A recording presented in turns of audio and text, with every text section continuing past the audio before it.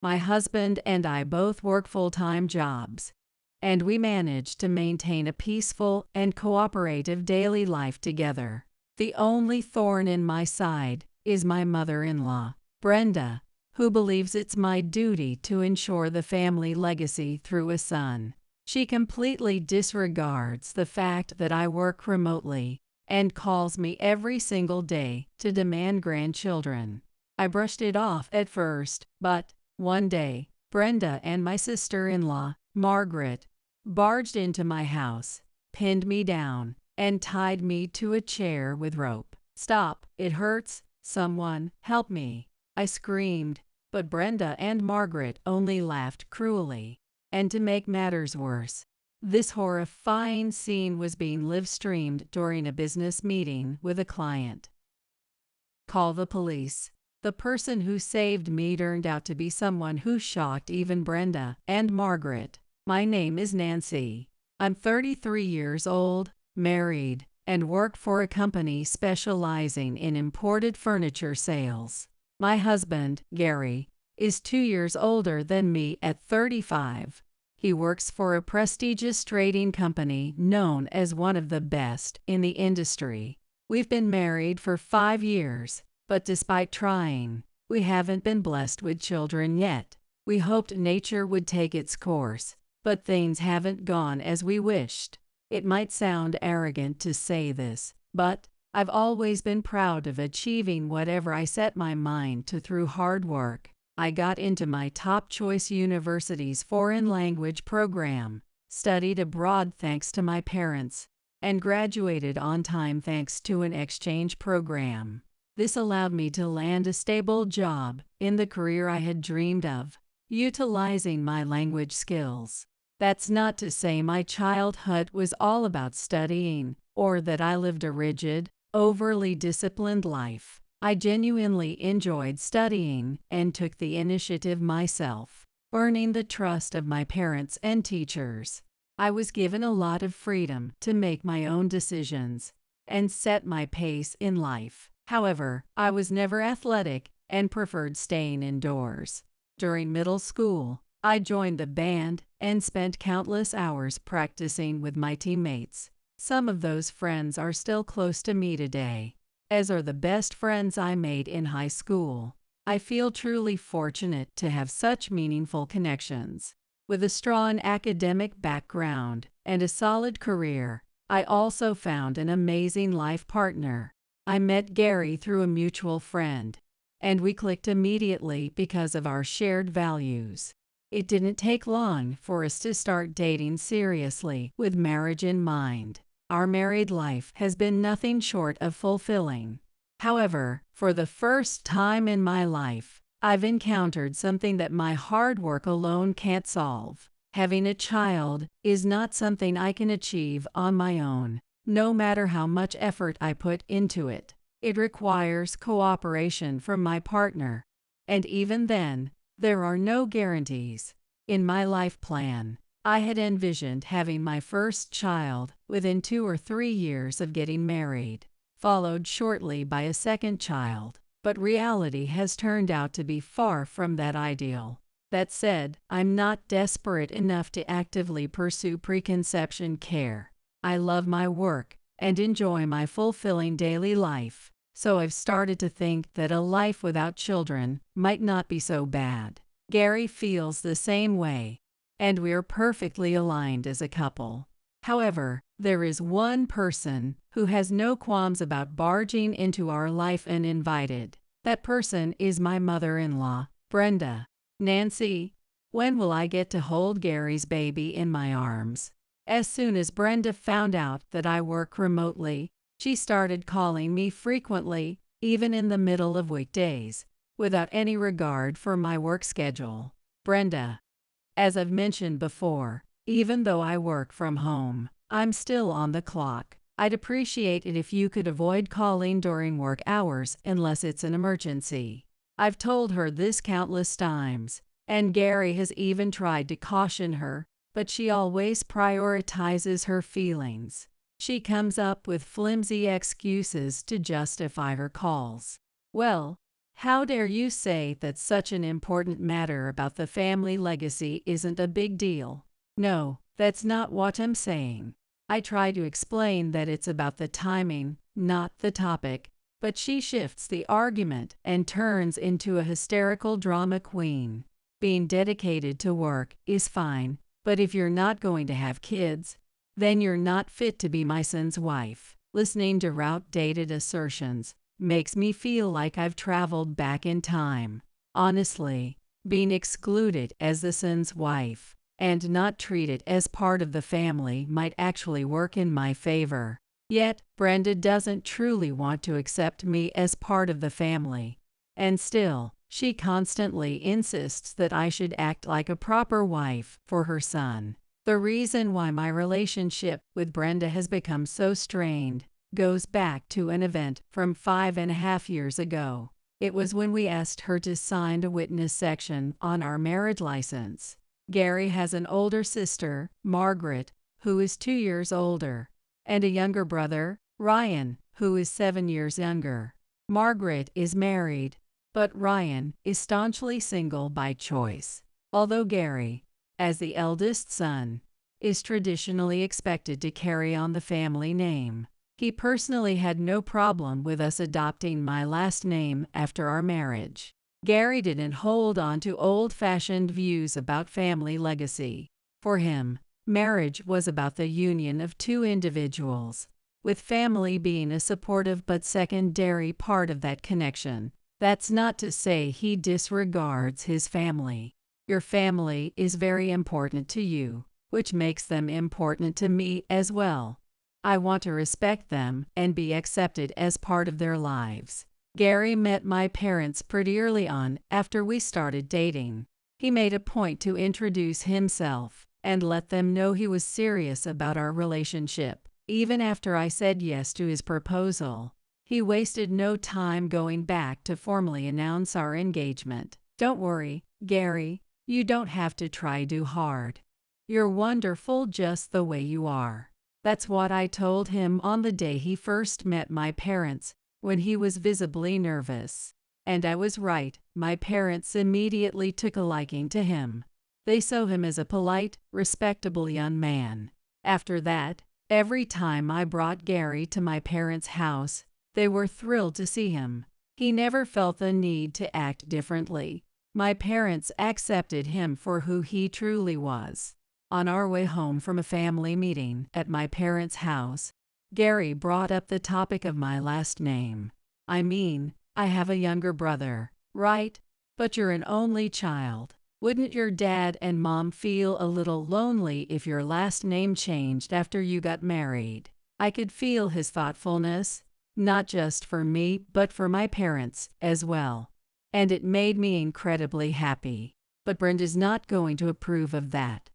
Remember when we went to your parents' house for a family meeting? She kept saying things like, "You're the heir of this family," and as the wife of the eldest son. His mother, Brenda, had a completely different perspective from Gary.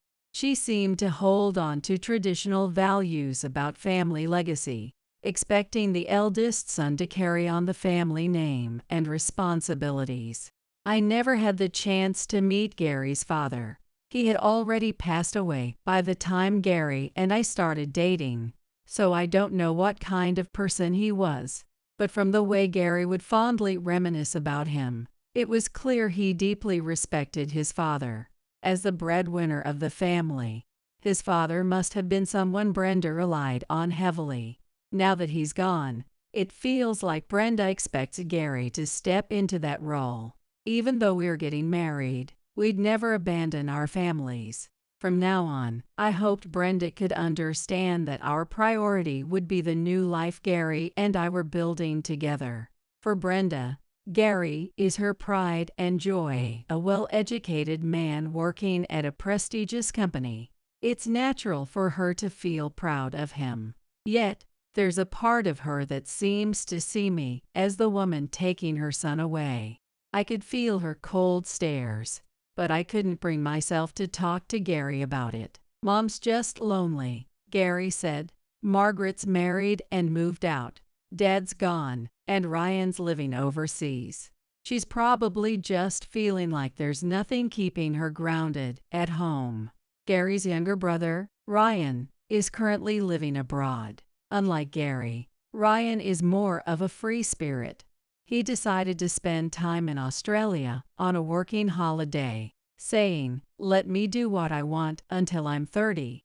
Brenda often mentioned how lonely she felt living alone, and hinted at wanting us to move in with her after we got married. "Are you sure we don't need to live with Brenda?" I asked. "No way. I'd hate that," Gary replied. "I know Mom means well and loves taking care of the family, but honestly, it's suffocating. Keeping a healthy distance works best for everyone." I completely agreed with him. We were on the same page about this. While Gary didn't seem to notice Brenda's competitive attitude toward me as a fellow woman, he was aware of her underlying desire to keep him close. A bit of physical and emotional distance felt like the best solution for all of us, both as parent and child, and as mother-in-law and daughter-in-law. A few weeks later, at a family gathering where both sides met, Brenda played the part of the perfect mother-in-law flawlessly. My parents seemed completely at ease and told me they had no doubts about Gary and me starting a happy life together. They were fully supportive. When Gary and I decided on a wedding date, we informed both families and planned to submit our marriage license on the same day. Before the ceremony, we needed Brenda and my dad to sign the witness section on the paperwork. That's when Brenda's facade as the ideal mother-in-law quickly crumbled. "Nancy is an only child, so I think it's fine if I take her last name," Gary said. Brenda's expression darkened with anger as she strongly opposed the idea. "Gary, what on earth are you saying? Have you lost your mind?" The elegance she had been pretending to have completely vanished, leaving my parents stunned and speechless. "You are the precious heir to our family. The thought of him being taken by his wife's family is just revolting." I was shocked by her claim, knowing that neither Gary nor I had any intentions of belonging exclusively to either family. "Mom, you're being ridiculous. Besides, if we're talking about heirs, there's still Ryan," Gary argued. "Ryan, he's the second son, irresponsible, and says he's never going to marry or have kids. That's why you, Gary, must carry on the family name in case anything happens." From what I could tell, Gary's family was far from the kind of wealthy lineage where siblings fought over inheritance. They were a modest, middle-class family at best. Quietly, I thought to myself that my family seemed more financially well off. Unlike Gary, I was an only child. Perhaps it's just my perspective after growing up with all the resources and attention my parents could afford to give me. Besides, Margaret had no issue taking her husband's name and staying close to her family. It seemed like Brenda was the only one so obsessed with family legacy. Thankfully, my dad smoothed things over before the argument escalated. "We've never had any intention of keeping our daughter close to us, so please don't worry about that. Nancy will take Gary's last name," my dad reassured Brenda. That calmed her down, and the engagement was saved. However, Brenda's resentment toward me never truly disappeared. Had we been blessed with children sooner, perhaps the dynamic might have improved. But unfortunately, the tension between us as mother-in-law and daughter-in-law remained unresolved. "Nancy, are you even listening?" Brenda's high-pitched voice cut through my thoughts as I recalled all these memories. "Oh, I've just been notified of an online meeting at work, so I'll have to excuse myself." "Nancy." Brenda's voice trailed off as I quickly ended the call. I had fabricated an urgent meeting to escape the conversation, hoping that even if a higher power were watching, they'd forgive this small lie. How could someone as reasonable as Gary have a parent who was so utterly unyielding and unreasonable? I couldn't help but wonder. If Gary's father were still alive, I'm certain he would have been able to rein Brenda in. Perhaps her desire to take care of someone had nowhere else to go after his passing. It was as if her need to nurture had fixated on Gary's yet-unborn child. Margaret and her husband hadn't had children yet either. If they had, Brenda's attention might have shifted away from us. The thought of that felt bittersweet. Maybe Gary learned to be the thoughtful and understanding person he is today by growing up with Brenda as his opposite. To stay with him as his partner for life, I would have to find my own way to make peace with Brenda. I told myself this was a test of mental endurance, and I would find a way to get through it. No, I had to find a way to get through it. However, my resolve was shattered when I encountered a situation far worse than Brenda's endless phone calls. One day, during remote work, while I was in the middle of a virtual meeting, someone suddenly grabbed me from behind. Paralyzed by the fear of not knowing what might happen, I couldn't speak, let alone scream. Wearing noise-canceling earphones to prevent feedback, I hadn't noticed the stealthy approach of whoever was behind me. Unable to move and terrified of making the situation worse, I decided to stay completely still, hoping it was the safest option. But then I heard a familiar voice outside the earphones. "Hurry up and tie her." It was Brenda's voice, one I never wanted to hear, yet couldn't escape. "Stay still." Following Brenda's orders, Margaret held me down even tighter. "Stop, you're hurting me." I tried to resist, but against the two of them, I didn't stand a chance. My arms were forced behind my back and tied together, followed by my legs, leaving me bound to the chair. "Someone, help me!" I shouted at the computer screen, desperate for help. "What are you even saying? There's no one here except us, so shouting is pointless," Brenda scoffed. Since the meeting participants had their cameras turned off, the screen was mostly black. On the contrary, the participants on the other side should have been able to see everything happening on my end. As the host of this virtual meeting, I had left my camera on the entire time. "Brenda and Margaret, isn't it?" I asked, trying to confirm their identities. They didn't answer. Even with my earphones on, I have ambient sound mode enabled, so I can hear you. "Answer me." Brenda and Margaret remained silent, focused entirely on tying me up. Though I couldn't move my neck, the black screen acted like a mirror, reflecting Brenda and Margaret behind me. I deeply regretted the moment Brenda demanded a spare key for emergencies, and I reluctantly handed it over. The meeting participants, two employees from a partner company, remained silent, possibly too stunned to understand what was happening. Or maybe they were too afraid to intervene. Earlier, I had foolishly revealed that the people attacking me were Brenda and Margaret, people I knew. That might have been a mistake. If they believed this was just a family dispute, they might think it wouldn't escalate into something serious and choose not to intervene. Worse, they might simply find it amusing and decide not to help at all. But if it's him, he'll do something. I looked up at the clock on the wall, clutching a faint hope. The person scheduled to join the meeting later might be my only chance. "You always act so high and mighty, pretending to be a working woman and ignoring my calls," Brenda sneered. "And here you are, not even working remotely. You're just flipping through some interior design catalog, acting like you're doing something important." Brenda and Margaret stood over me, laughing mockingly. They must have assumed I had been leisurely browsing the catalog next to my computer.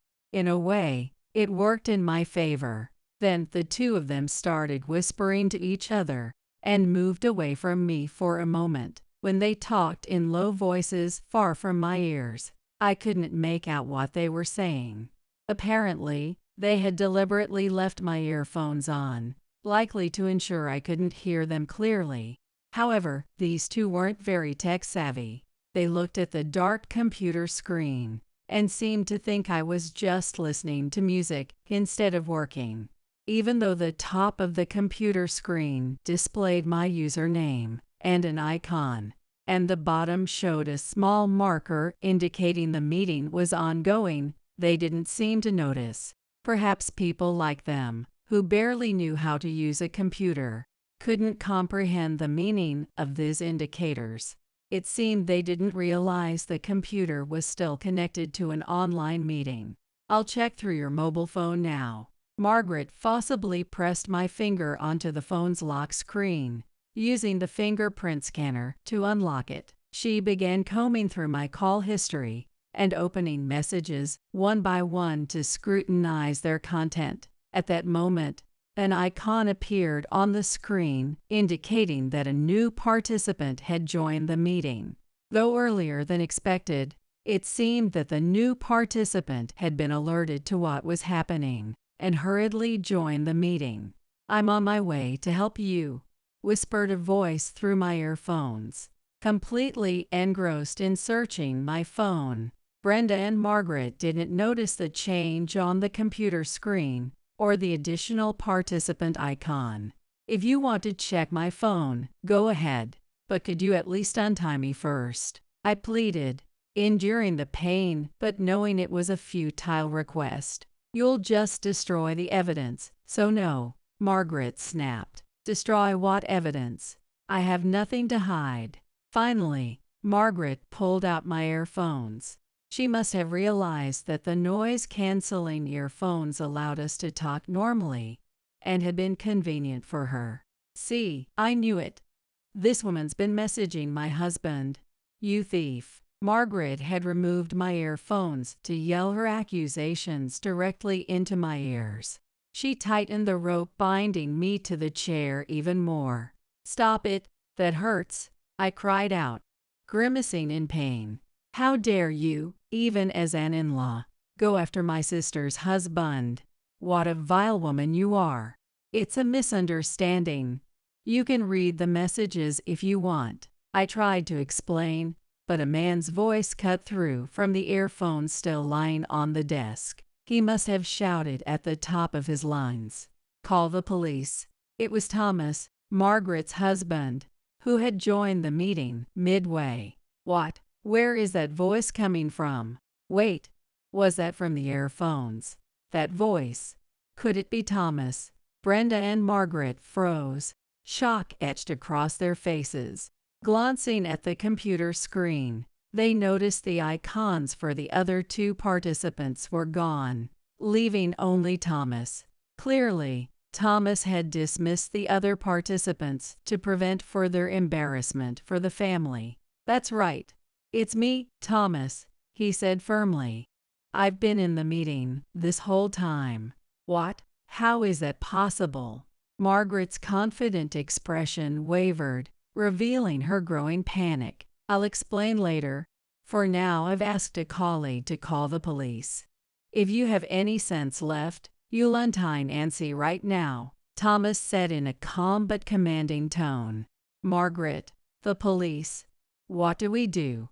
Brenda stammered, her face pale with fear. "Mom, Thomas is just bluffing. There's no way he'd actually report his wife and mother-in-law to the police," Margaret said, still trying to maintain her composure. Their dismissive attitude made it clear they never respected Thomas in the first place. "Listen to me." I tried again, only to be met with Margaret's icy glare. "Shut up, you cheating woman," Margaret growled. At that moment, the front door swung open, and Thomas stepped inside. He must have stayed connected to the meeting while rushing over in a taxi. Without hesitation, he pulled Brenda and Margaret away from me and untied the ropes binding me to the chair. "What on earth were you two thinking?" he said, his voice heavy with exasperation, anger overshadowed by sheer disbelief. "You wouldn't really call the police, right?" Brenda pleaded, panic creeping into her voice. "After all, We're family. You wouldn't go that far, would you? Thomas shook off their desperate pleas, staring coldly at them. How can you ask that after what you just did? After seeing such barbaric behavior, how do you expect me to continue treating you as family? From my perspective, he has always seemed like a calm and gentle person, but this was one of the rare times I saw him raise his voice. You can't possibly mean calling the police. Please, stop this now. I'm begging you. Brenda, sensing the seriousness in Thomas's tone, pleaded with a panicked expression. Margaret, on the other hand, refused to back down. How dare you act all self-righteous and accuse us, Thomas? Aren't you the one having an affair with her? Margaret said this with a triumphant look, as if she had uncovered some shocking truth. What? That's absolutely not true, I exclaimed. Margaret, an avid fan of romantic dramas and prone to oversimplification, had somehow equated the mere fact that Thomas and I exchanged messages to evidence of an affair. It seemed she had entirely forgotten Thomas's earlier statement that he had been participating in the online meeting. You are really is reckless. Any normal person would immediately understand that when I said I was in an online meeting, it was work-related, but you… Well, she has no grasp of social awareness, Margaret, Thomas said with a deep sigh. What the heck, don't treat me like an idiot. If it was work-related, you should have just told me honestly. The fact that you kept it a secret makes me think there was something shady going on. Margaret, who doesn't have a job herself, might not understand that bringing inappropriate emotions into a professional relationship or handling deals carelessly just isn't how work operates. As I said earlier, if you read all the messages, you'll see it's really just about work. Nancy's absolutely right. Recently, a contact in interior design introduced me to a restaurant production company. They were interested in buying imported furniture from my company for their new projects. As soon as I heard the company name, I realized it was where Margaret's husband, Thomas, works. I never imagined he would be the person in charge of the project. Thomas was equally surprised to see me, but his enthusiasm for this opportunity was undeniable. After years of developing this restaurant concept, his dream was finally becoming a reality.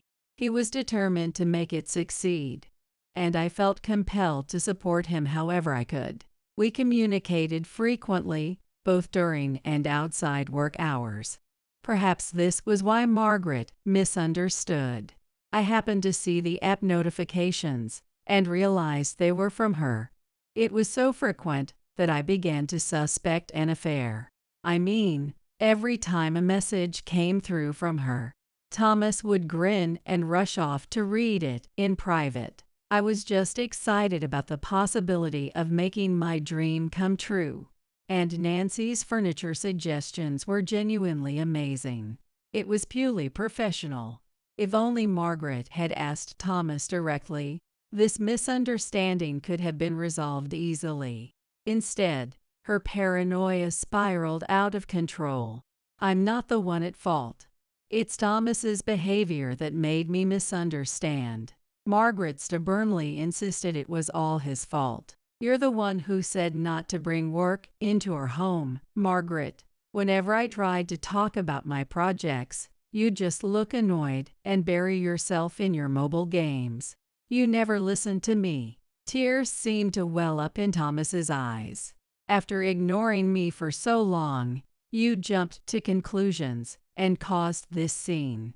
And now, you and my mother have made fools of yourselves in front of my colleague. It's humiliating. Thomas spoke with an air of exhaustion. I agree with every single word Thomas just said.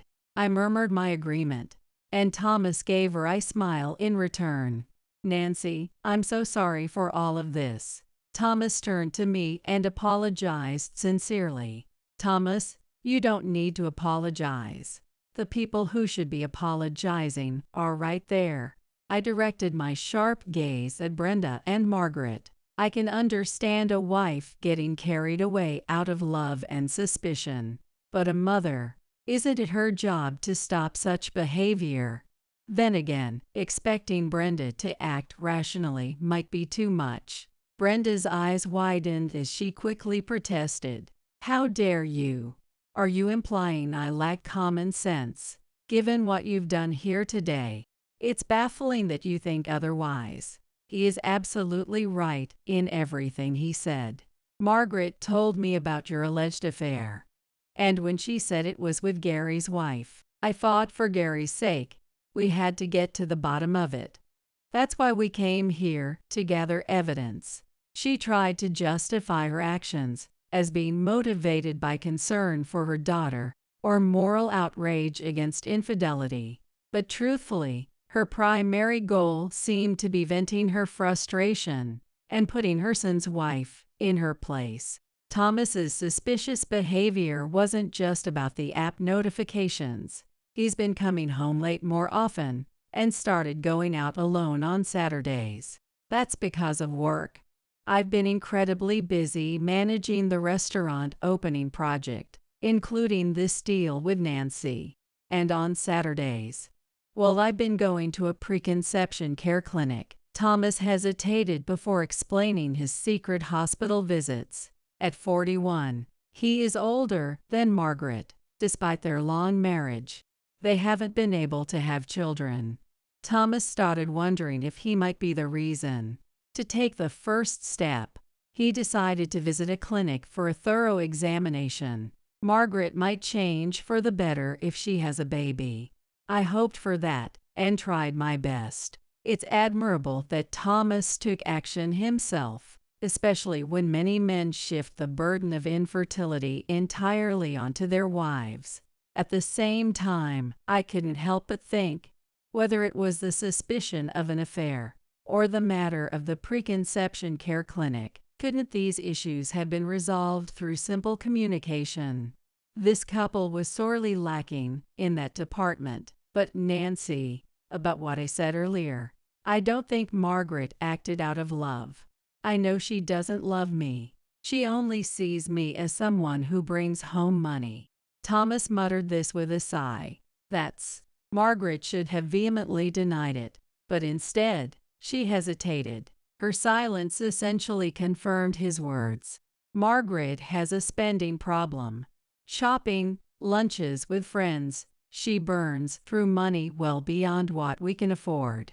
Deep down, she looks down on me, as if marrying me was doing me a favor. And yet, you still want a baby with her. You must really care about her. I felt touched by Thomas's loyalty, and tears welled up in my eyes. No, I don't think that's it. I just didn't want to admit that my marriage was a failure.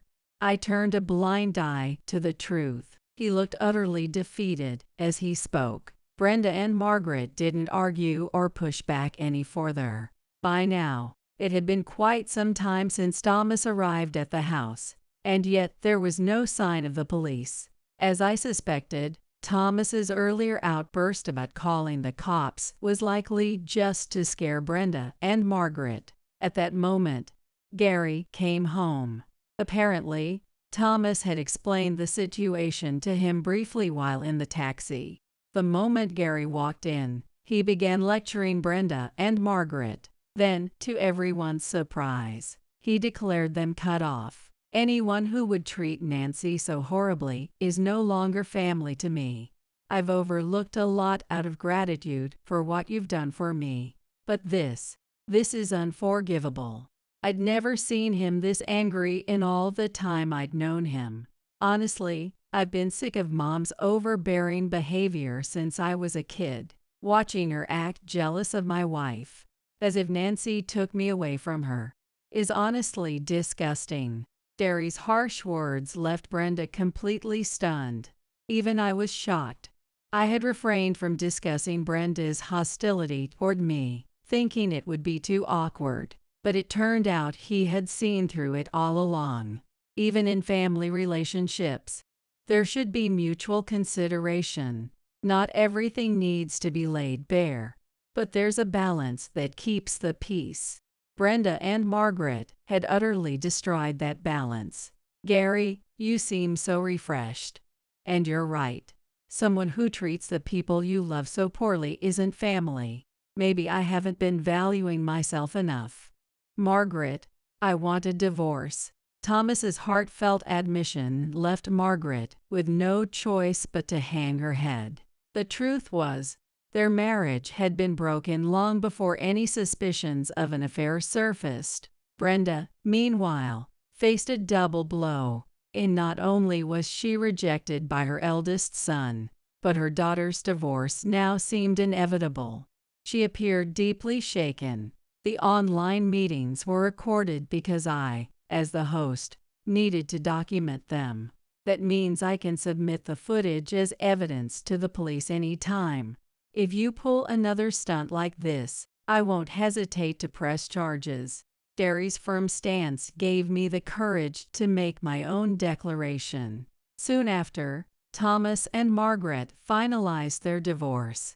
Margaret blamed her misfortune on her mother's failure to stop her from spiraling, further straining their relationship. Brenda, now without a solid emotional anchor, began pressuring Ryan, my brother-in-law living in Australia, to return to America. Gary mentioned that Ryan had vented his frustrations to him. Even Brenda, who usually had nerves of steel, refrained from contacting us. As for Gary and me, our married life continued peacefully. And then we discovered I was pregnant. To tell the truth, when Brenda and Margaret had tied me up that day, I hadn't realized it yet.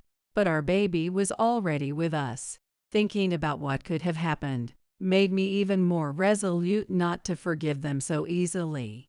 I plan to keep as much distance from them as possible moving forward.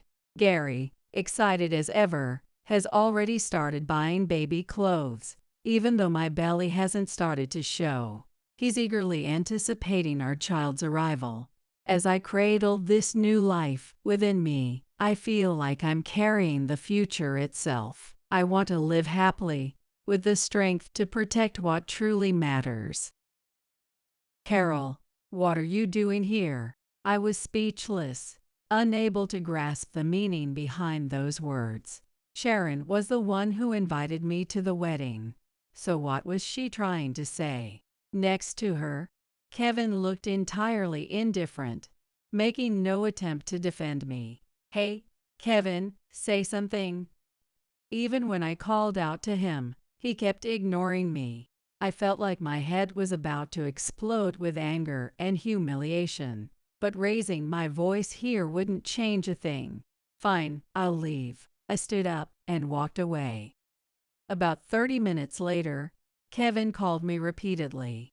Eventually, I gave in to his persistence and answered the phone. What do you want? Hey, Carol, did you do something? Kevin sounded hysterical. Apparently, his boss and coworkers had suddenly started treating him coldly, leaving him shaken. I told your colleagues about your affair with Sharon. What? What are you talking about? When I revealed the truth, Kevin's voice trembled. I'm Carol Mirror, 33 years old. Right now, I'm a housewife. I met my husband, Kevin, who's 4 years older than me, at work. Back then, we were both in the sales department, and Kevin was my colleague. Kevin was a top performer, always achieving the best results. He was also the kind of person who readily offered help to struggling coworkers. Hey, is everything okay? That client can be pretty tough. Want me to help with the presentation materials? I was one of the people Kevin had helped. His kindness eventually drew me to him. Apparently, he also noticed my efforts and began to see me in a special light. If it's okay with you, would you go out with me? I really like you, Carol. When he confessed his feelings, we began dating. Of course, office romance meant worrying about others' opinions. I felt a bit uneasy about how our coworkers might perceive us. But Kevin was always confident. There's nothing wrong with us being together. Don't worry. Even now, I still remember how much I admired Kevin's composure. In reality, our colleagues were supportive of our relationship. Last year, Kevin proposed to me, and we got married. At his request, I left the company. Admittedly, I had doubts about quitting my job. I enjoyed working in sales, and my coworkers were wonderful. If possible, I wanted to continue working even after marriage. But Kevin wasn't great at managing household chores.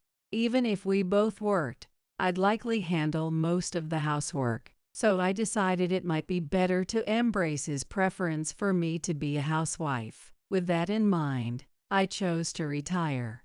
For now, his income was enough to provide us a comfortable life. We've been married for a year, enjoying a happy life. But things started to change little by little. Lately, Kevin has begun coming home late. He claimed to be out drinking with coworkers or clients every night. In the early days of our marriage, others were considerate, and Kevin used to decline invitations. But since he enjoys drinking, he now seemed to initiate these outings more often. I've turned down so many invites before. There'll probably be a lot of make-up dinners for a while. I see. All right. I could understand Kevin's desire to enjoy social events, so I tried not to interfere. However, even on nights without parties, he still came home late. It seemed like he was working overtime frequently. Lately, you've been busy. Are you okay? Worried, I gathered the courage to ask. But Kevin let out a heavy sigh. Since we're newlyweds, my boss was letting me leave early, but I can't expect that to continue forever. So I might be getting home late more often. I see. Just don't push yourself too hard. While I tried to be understanding, I couldn't help but be concerned about his sudden late nights. To make things worse, Kevin never let me know in advance, so I'd always prepare dinner and wait for him. Yet, he would never touch the food. Oh, you're still up. I already ate. With those words, he walked straight to the bathroom. He didn't even seem the slightest bit remorseful, and I almost let out a complaint. But I held back and quietly stored the leftovers in the fridge. At least he could eat it for breakfast, I thought. But even that idea was shot down. I prefer toast in the morning. I don't want leftovers from last night. It was as if he saw my cooking as a given. I couldn't take it anymore, so I finally said, "If you're going to be late, just let me know. Can you message me a bit earlier? That way, I wouldn't waste time making dinner, and I wouldn't have to wait up for him." Just one word, like "I'm out," would suffice. However, Kevin frowned at my words.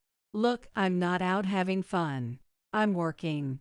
I'm too busy to text you, Carol. But you could still send a quick message, couldn't you?" I said it's impossible. "Stop being so demanding." Kevin let out an exaggerated sigh. It was as if even talking to me was a hassle. His indifferent attitude crushed me, leaving me speechless. After that, his weekend work increased, and we barely saw each other. I told myself it was for work, but I couldn't adjust to the changes in him. Meanwhile, Kevin's behavior grew increasingly suspicious. He began carrying his smartphone everywhere, even at home, never leaving it on the table when I was around. Even when I approached him, he would tense up noticeably, almost as if guarding something. "Kevin, you've been acting strange lately. Are you hiding something from me?" Unable to bear the tension, I asked him just once. Kevin avoided my gaze and replied, "These are work-related messages, Carol. Even if we're ex-coworkers, you're no longer part of the company, so of course, I have to be careful." But why was he suddenly so cautious now? If he didn't want me looking, he should have done it since the marriage. His flimsy excuses only deepened my distrust. One day, a wedding invitation arrived at our house. It was from Kevin's coworker in the sales department, Sharon Wilson. When I was working at the company, I often went along with Sharon as her mentor. But to be honest, I don't have any fond memories of her. I think she probably disliked me. Carol, could you explain it a little more clearly? Oh, sorry. This is. Never mind. I'll just ask someone else. Sharon would often ignore me, her assigned mentor, and immediately turn to other coworkers for help. And when mistakes were found in documents I hadn't reviewed yet, this document was supposed to be checked by Carol. She would use that as an excuse to shift the blame onto me. Even now, I still don't understand why she disliked me so much. But the fact that she invited me to her wedding must mean she has grown up. If that's the case, I need to act like an adult too. I plan to attend Sharon's wedding with Kevin. Hey, Sharon sent us an invitation to her wedding. That evening, I showed Kevin the invitation when he got home. For some reason, his expression instantly darkened. Oh, yay, I heard she's getting married. People were talking about it at work. Are you planning to go, Carol? Of course. I don't have anything else scheduled for that day. I see. Kevin's eyes darted around nervously when I said I'd attend. His reaction was puzzling to me. What's wrong? Did something happen between you and Sharon? When I asked him, his face stiffened. His expression was nothing but suspicious. Are you hiding something? No, nothing at all. But I'm too tired to talk to you about this right now. I'm going to bed. In the end, Kevin ignored my questions and cut the conversation short. Even after asking him multiple times, he never gave me a proper answer. 3 months later, the day of Sharon's wedding arrived. Kevin and I headed to the venue, which turned out to be a luxury hotel. It seemed the ceremony would take place in a grand ballroom. As soon as we walked in, I was struck by the size of the venue. The number of guests, the elaborate floral arrangements, and the lavish food. It was also extravagant. It must have cost a fortune. Apparently, Sharon's husband, Ronald, was the son of a company CEO, so that's why they could afford such a luxurious wedding. While I was still processing this information, I heard a voice from behind. Carol, long time no see. How have you been? Feeling like I had stepped into another world, I was relieved to see a familiar face. It had been about a year since I last saw my former colleagues. We eagerly caught up on each other's lives. Then, suddenly, thank you all for coming. Sharon, dressed in a stunning gown, approached our table. I was about to call out to her, but she walked straight past me and headed toward Kevin. Kevin, Sharon, you look amazing. Congratulations. It was as if I didn't even exist. Sharon spoke to Kevin in a sweet tone. And Kevin didn't seem entirely uninterested either.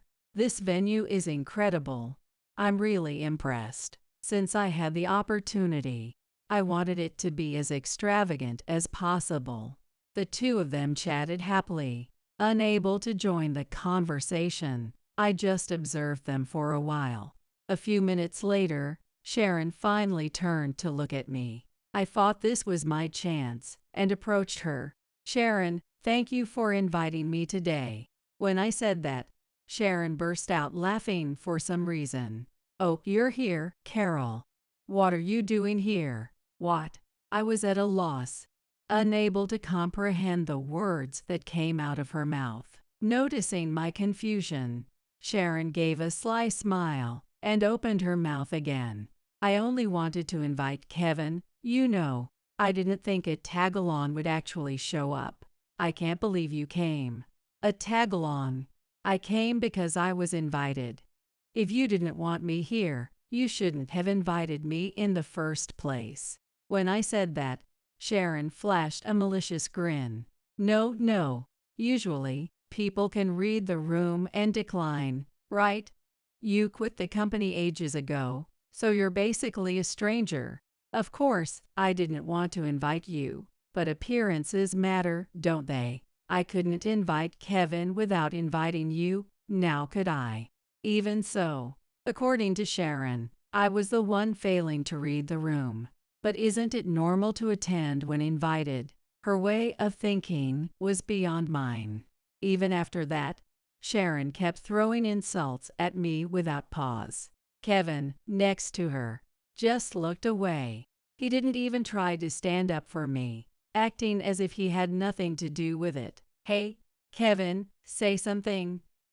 Even when I called out to him, he kept ignoring me. It seemed he wasn't on my side. Meanwhile, Sharon pointed at me and laughed. I felt like my head was about to explode with anger and humiliation. But raising my voice here wouldn't change anything. If anything, it would only play right into Sharon's hands. So, all right, I'm leaving, I said quietly, and got up from my seat. I couldn't stand letting Sharon say whatever she wanted any longer. Though I felt frustrated, I just wanted to get away from there. Sharon looked at me with a triumphant expression. See, I told you. Just leave already. You don't belong here. I see. Sharon waved me off dismissively with her hand. Kevin, still silent, just watched it all unfold. He didn't call out Sharon's cruel words or try to stop me. Feeling a mix of disappointment and anger towards Kevin, my eyes burned. But there was no way I'd let Sharon see me cry. I held back the tears and left the venue immediately. About 30 minutes later, my phone buzzed. When I looked at the screen, Kevin's name was displayed. I couldn't believe his nerve, calling me as if nothing had happened. I ignored the call and went home.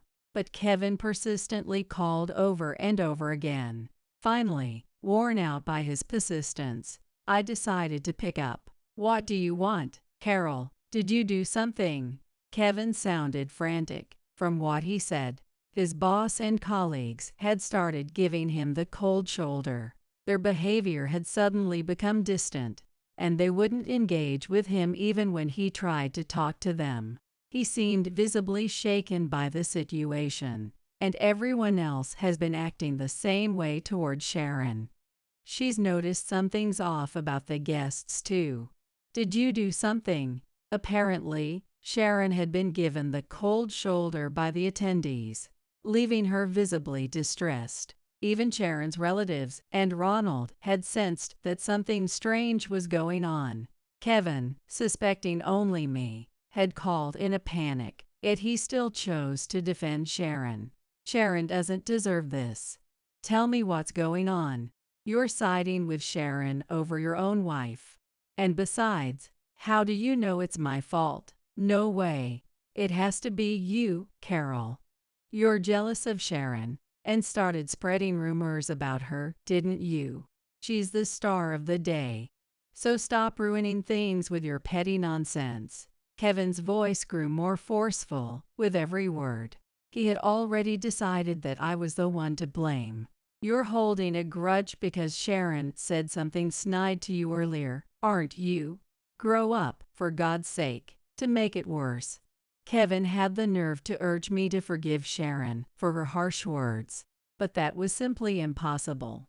Both Sharon and Kevin had clearly underestimated me. Something inside me snapped at Kevin's words. Oh, I see. You're protecting Sharon, aren't you? Ignoring your own wife like this. What are you talking about? This isn't the time for that conversation. Staying silent in that situation and acting like I didn't exist. Honestly, Kevin, I'm disappointed in you. I can't forgive Sharon, and I can't forgive you either. I unleashed the anger, directing it all at Kevin, but he still refused to admit his fault. No, I didn't ignore you. I thought you'd just laugh it off, Carol. Besides, Sharon didn't mean any harm by what she said. Enough already. You just didn't want to hurt your precious Sharon, your affair partner, didn't you? Kevin was at a loss for words. When he finally spoke, his voice was trembling. What are you saying? You care more about your girlfriend Sharon than your wife, don't you? If you're going to cheat, at least do it better. I know everything. What? Wait. Carol, hold on. There's no point in staying silent anymore. I've already told your coworkers about your affair with Sharon. Kevin had clearly never imagined I would discover his infidelity. He was struck dumb, unable to form a response. In truth, I had grown suspicious of Kevin's behavior and had hired a private investigator just in case. The result was that Kevin had been cheating on me with Sharon. All those overtime or business dinners were just excuses to spend time with her. The two of them had been meeting regularly. The busy work was a blatant lie, and he has been leaving work on time most days. While I was waiting for him, he was at Sharon's house, enjoying their time together. Knowing this filled me with a rage I could hardly contain. I will never forgive them. I thought about it and decided I would expose Sharon's affair during the wedding and confront her in front of everyone. If I revealed her infidelity to the family, friends, and especially the groom, it would cause her significant damage. With Kevin's boss and coworkers present, he would also have to face some serious consequences. However, once I arrived at the venue, I changed my mind. The groom, Ronald, probably didn't know anything about Sharon's affair. Dragging him into this mess would only hurt someone innocent. On top of that, many employees from Ronald's company were in attendance. It felt cruel to humiliate him by revealing such a disgraceful secret about his bride. So I decided to adjust my plan and confided the truth only to two former colleagues I trusted. One of them had a strong sense of justice and believed cheating was absolutely unacceptable. The other loved gossip and was notorious for not keeping secrets. Predictably, the story spread quickly, eventually reaching their boss. I had given my former colleagues photographic evidence, so there was no doubt about the truth. Well, I didn't expect the rumors to spread this fast. Are you not trusted by anyone? I said to Kevin, who responded by yelling. What the hell did you do? Do you have any idea how much suffering this has caused me? After being cheated on by my husband and insulted by his mistress, don't you think I'm the one who's truly suffering? Even so, you went way too far. Kevin's frustration was evident as he groaned over the phone. But with the rumor already out, there was no way to undo the damage. It's the truth.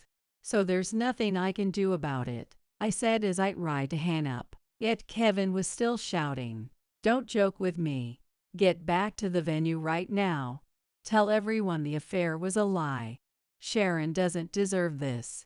You're still worried about Sharon. Maybe it's time to start worrying about yourself. Shut up. Just get back here. Kevin kept yelling repeatedly, but I had no intention of returning to the venue. Besides, even if I did explain, it would make no difference.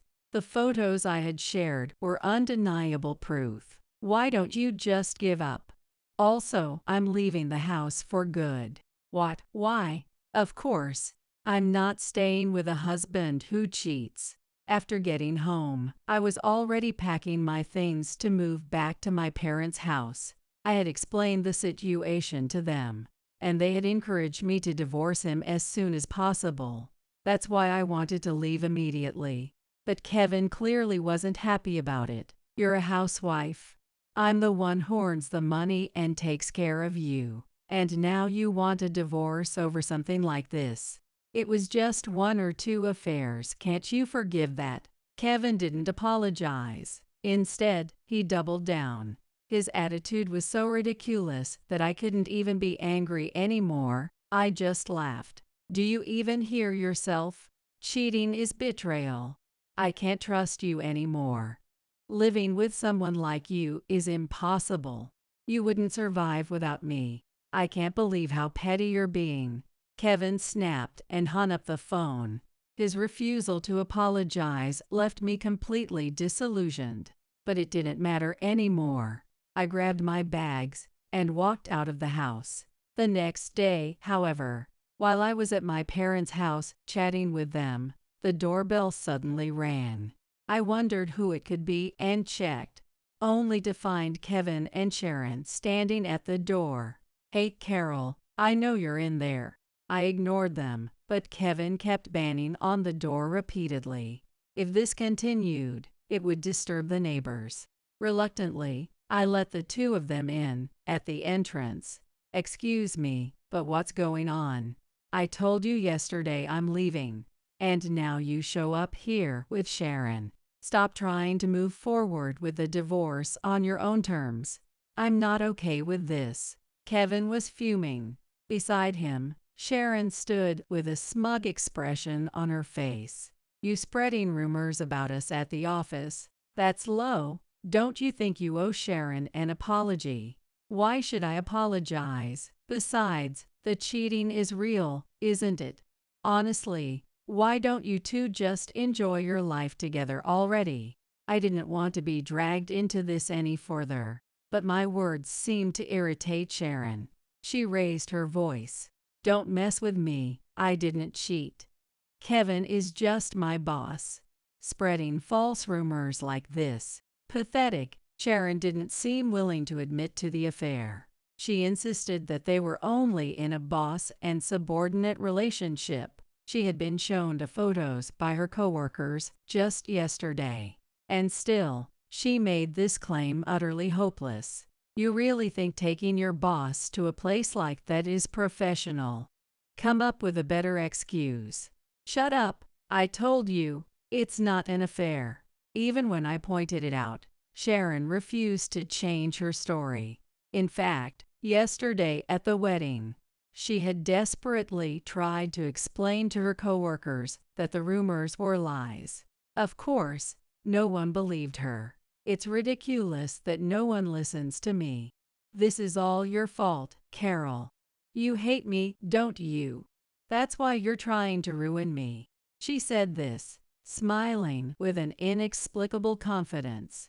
Apparently, she felt relieved that the rumors hadn't spread to Ronald or their relatives. "How dare you spread such rumors? If this causes my wedding to be called off, what will you do about it? This is outright defamation. You should pay for this." Even with evidence, Sharon remained defiant. Kevin, however, seemed oddly flustered. Perhaps he was shocked that Sharon had denied the affair. He looked at her, wide-eyed. "Sharon, what are you saying? Come on, Kevin, don't just stand there. Convince her already." Yeah, Carol should pay for the damages." Kevin approached me, his voice lacking any conviction. And still, Sharon refused to admit the truth. Their behavior was utterly absurd. "You cheated, yet you're asking me for damages. This is unbelievable. And by the way, don't you think you have somewhere else you should be right now?" "What, somewhere else?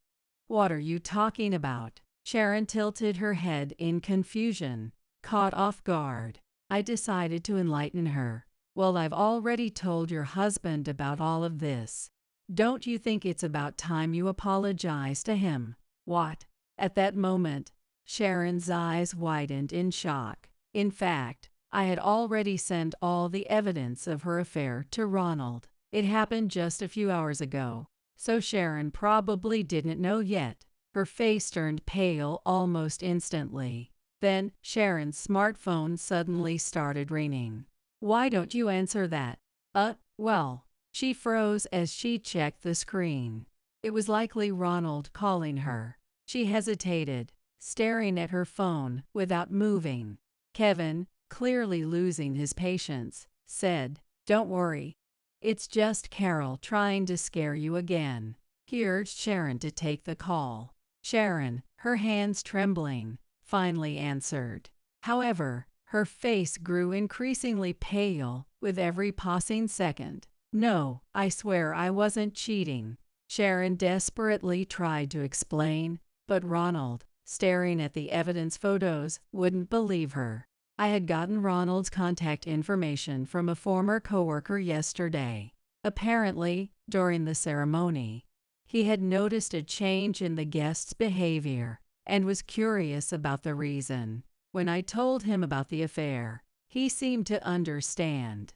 "Thank you for letting me know. I appreciate it." He probably never imagined learning about infidelity the day after his wedding. I regretted not telling him sooner. That's the only thing I feel guilty about. Why would you believe someone else's word over mine? Just listen to me, please. Sharon looked close to tears, pleading for him to understand. But nothing changed. Seeing this, Kevin grabbed a phone from Sharon's hand. "Ronald, you've got it all wrong. Sharon didn't cheat. This is all my wife's doing. She was jealous of Sharon and made up this story. I don't want to hear anything from you. Put Sharon back on, now." Ronald's voice was so loud it carried to my ears. Kevin clearly failed to calm Ronald's anger. Realizing things were getting out of hand, Sharon quickly took the phone back. That's when Ronald delivered his ultimatum. The engagement was off, and he would demand compensation. Sharon immediately started apologizing. "Wait, don't say that. I'm sorry. It's all my fault. Just please reconsider. Hello, Ronald, don't hang up." But the call ended, leaving Sharon crumbling to the floor in defeat. "This is your fault. Look what you've done." She glared at me. "It's not my problem. If you hadn't cheated, you'd be happy now." "Shut up, I didn't cheat." "Eck, this is the worst. I finally had a chance to marry rich." Tears welled up in Sharon's eyes. It seemed marrying Ronald, the son of a wealthy CEO, had been her dream. But now that dream was shattered. Sharon's wedding will surely be called off. Ronald told me they hadn't officially registered their marriage yet. At least that was one small silver lining in this mess. "You're paying the compensation Ronald is asking for." Sharon, who seemed to hold a grudge against me, started saying something shocking. "You've got to be kidding me. I'm not paying a dime. This is all your fault. Just accept it and pay up. I didn't do anything wrong." Sharon stubbornly refused to admit her fault. Instead, she seemed determined to pin all the blame on me. She was visibly upset, and I wasn't sure what she might do next. Sensing danger, I stepped back to distance myself from her. Then it happened. "Both of you, that's enough. Just leave." Stepping in to shield me, my dad confronted Sharon. This was supposed to be my problem, and I didn't want to involve my family. So I told them not to come out. But the commotion had clearly worried them, and they stepped in to help. "Kevin, I'm deeply disappointed in you. I can't believe you would hurt Carol like this." When my dad glared at him, Kevin visibly flinched. He might act tough with me, but he had nothing to say to my dad, who was much bigger and stronger. Kevin stammered, fumbling for excuses, but I was too tired to deal with him anymore. "Just agree to the divorce already. And by the way, I'll be suing both of you for damages." "What?" As I threw that out, Kevin's face turned bright red, but with my dad standing there, he could only clench his fists and glare angrily. Meanwhile, Sharon, with tears in her eyes, looked visibly irritated. She seemed to realize that continuing the argument would be pointless. Kevin suddenly turned to Sharon with a smile. "Fine, whatever. I'll agree to the divorce. But hey, Sharon, let's get married." Though he hesitated over the damages, he seemed ready to accept the divorce. I felt relieved by his response. But then, Sharon's face twisted in shock. What are you talking about? Come on, Sharon. We've been in love all along. This is our destiny." With an unnerving gleam in his eyes, Kevin pressed Sharon to marry him. His sudden change in demeanor sent chills down my spine. But as Kevin advanced on her, Sharon's disgust became more apparent. Why would I marry someone like you? I only stuck around because I wanted to make Carol miserable. That's all. So that's the reason. Unbelievable. The idea that she got involved with Kevin just to spite me was absurd. Realizing this, I buried my face in my hands. Yet Kevin wasn't ready to give up. But surely, over time, you grew to love me, didn't you? Come on, be honest. We were so in love. As if overwhelmed by his emotions, Kevin moved closer to Sharon. Panicked, she turned to me. Help me. Why should I? It's about time you leave, don't you think? Don't leave me alone with him. Please. Sharon screamed as she tried to escape from Kevin. But their relationship was no longer my concern. I opened the front door as my dad assured the two of them out. Get away from me. What are you saying? Come on, let's get married, please. Even after being thrown out of the house, Sharon's cries echoed for a while. About an hour had passed. Suddenly, the noise outside stopped, and the doorbell rang again. I felt a sense of dread as I cautiously checked the monitor. Standing at the front door were Sharon and two unfamiliar people. They turned out to be Sharon's parents. Sharon's parents bowed deeply and apologized. Kevin was nowhere to be seen at that time. Apparently, Sharon's parents had sent him away. We are truly sorry for what happened. Sharon's parents explained that they had just come from apologizing to Ronald. However, when they tried to take Sharon with them, they couldn't find her and didn't know what to do.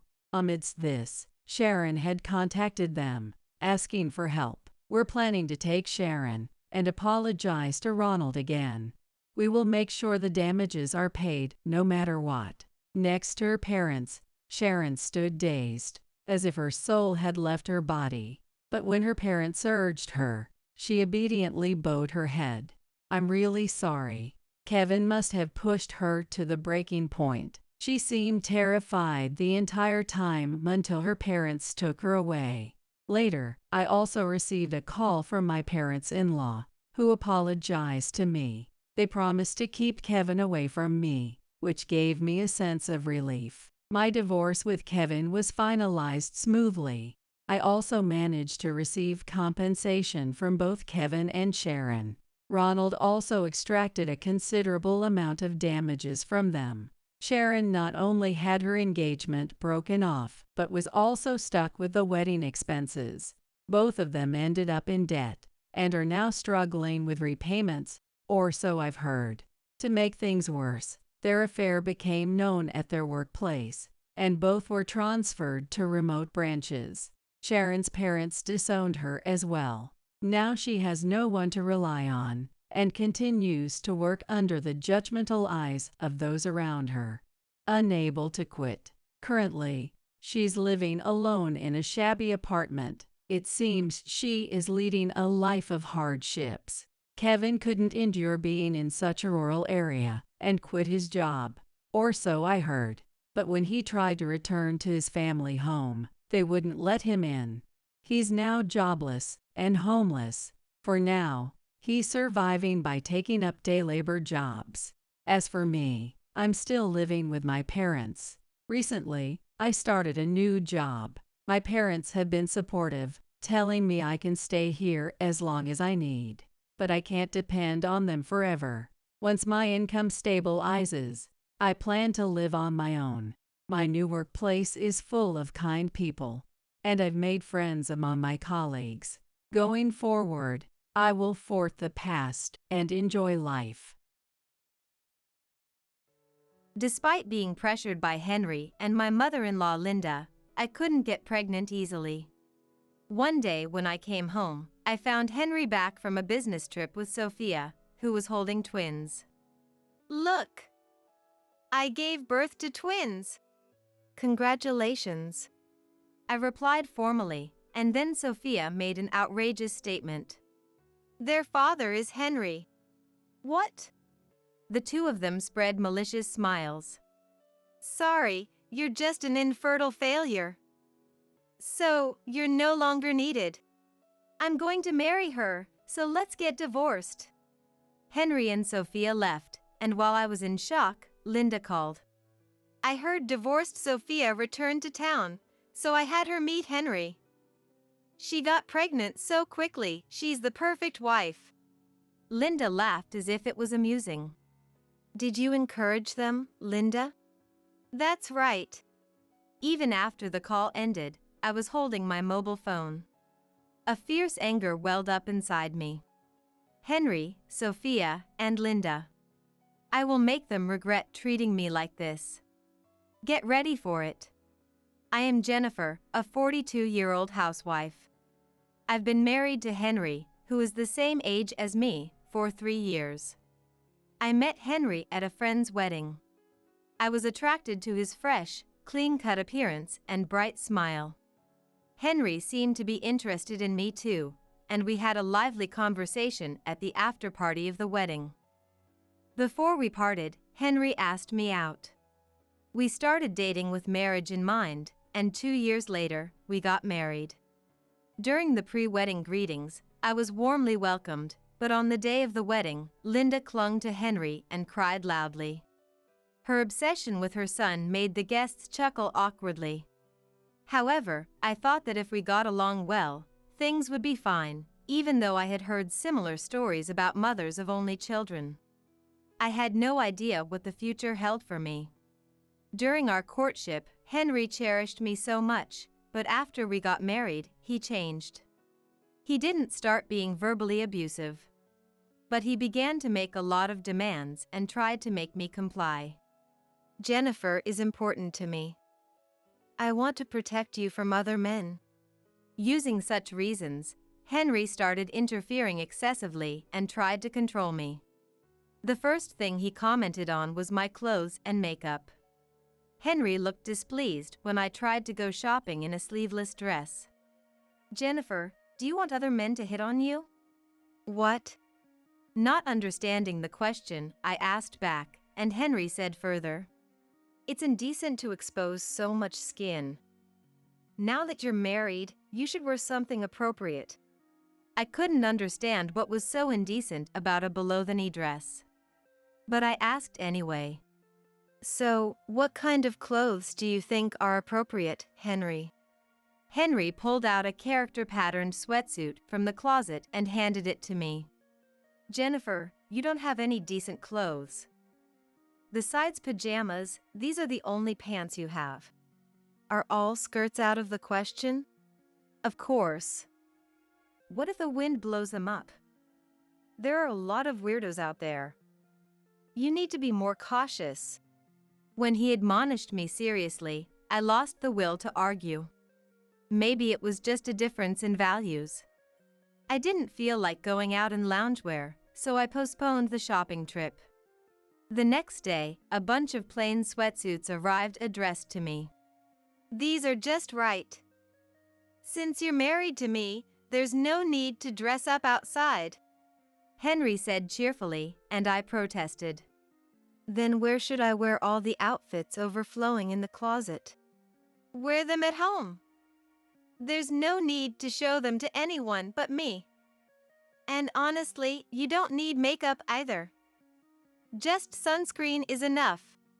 He smiled. Why don't you stop going to the salon too? If you absolutely must, I can cut your hair for you. I was terrified. Is he serious?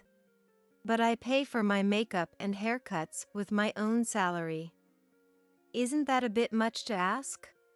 I hesitated as I suggested this, and after a moment of thought, Henry made his decision. Fine. I'll allow makeup and salon visits. But from now on, you'll wear the clothes I approve of when you go out. You're my wife, Jennifer. Got it. I agreed, but the idea of going to the city dressed like I was about to clean the house was too much. I reluctantly resorted to changing into a dress in the station restroom before going shopping or meeting friends. Though he allowed me to visit the salon, Henry still had complaints about my hairstyle. Since you're my wife, I don't want you having a hairstyle that flirts with other men. After his persistent nagging, I finally gave in and cut my long permed hair into a short style.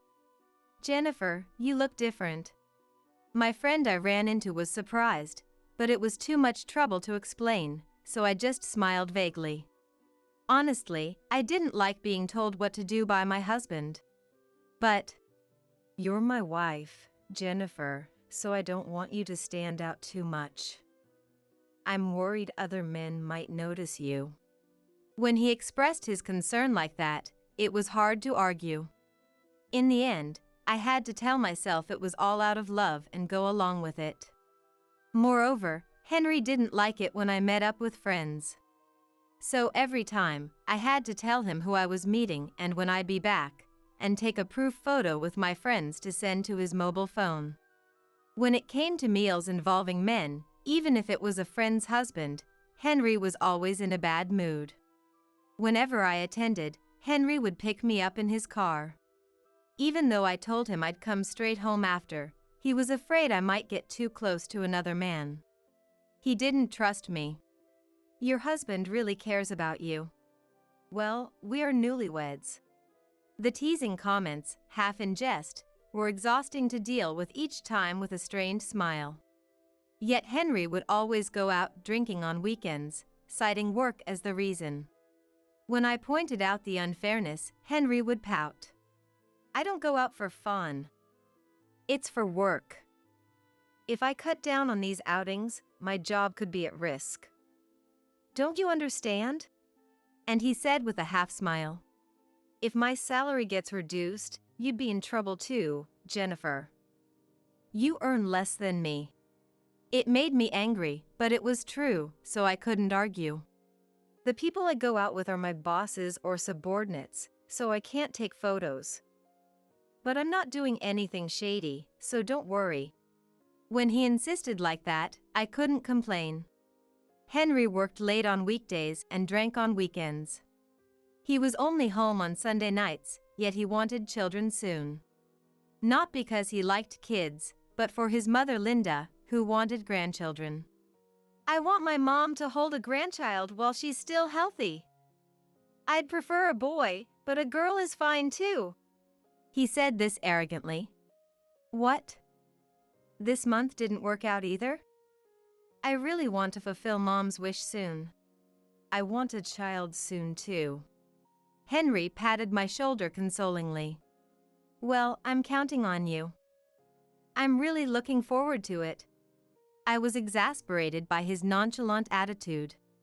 Did he really think I could do it all by myself? Even though we were entering our second year of marriage, there was no sign of having children, and I began to think natural conception might be difficult. I had been tracking my menstrual cycle and basal body temperature, and I was careful about my diet. I heard that being cold isn't good for trying to conceive, so I took full baths, warmed my body with ginger and herbal teas, and did everything I could. But Henry, when I talked to him about it, just nodded without interest and continued his carefree lifestyle. I repeatedly told him to cut down on smoking and drinking, but he had no intention of complying. Even when I told him we should try to have intercourse 2 days before ovulation, he would schedule fishing trips or drinking parties. "Do you really want a child?" I started to doubt it. On the other hand, it was clear that Linda was desperate for a grandchild. My in-laws' house was an hour's drive from our apartment. Linda would invite us over every holiday with some excuse. She could just invite Henry, but for some reason, she always included me too. My father-in-law Mike was often absent, busy with golf and volunteer work even after retirement. Meanwhile, Linda, a housewife, spent most of her time watching TV. Her hobby was gossiping with the neighborhood housewives, and I had to put up with it every time. The worst part was that recently, she started pressing me about having grandchildren, tying it into her gossip. "Listen, Jennifer. The Browns are boasting about their third grandchild. They're so obnoxious, don't you think?" "Uh-huh. And the Johnsons, they have their second son now. Plus, their son lives with them. Such a considerate family, don't you think? Linda wanted us to live with my in-laws, but Henry had refused since before we got married because it would be too far from his office. Linda was unhappy about that too. So, she probably wanted me to at least give her a grandchild to satisfy her. This endless talk wore me out, and I wanted Henry to deal with it too, but as soon as we got to my in-laws' house, Henry would always go out with his friends. Henry works so hard all the time, he deserves to see his friends. Of course, Linda would defend Henry, but I was left alone, building up stress. Linda prepared the meals, and I did the cleaning up. She wasn't mean or sarcastic during that time. She just kept pressing me about having a grandchild. 2 years into your marriage and still no child? When will I get to hold my grandchild? It's not like you're doing this to spite me, right? She kept pushing, and I finally snapped back sharply. It's not like that. Is that so? But at this rate, I'm worried I won't get to meet my grandchild while I'm still alive. Right, Henry? Then Henry, who had been fiddling with his phone, laughed mockingly and said, Mom, Jennifer's trying her best too, you know. Why do you act like it's not your problem? With each exchange between Henry and Linda, my frustration grew. However, around the time we entered our 3rd year of marriage, Henry suddenly stopped talking about having children. At the same time, he started working on weekends and taking more business trips.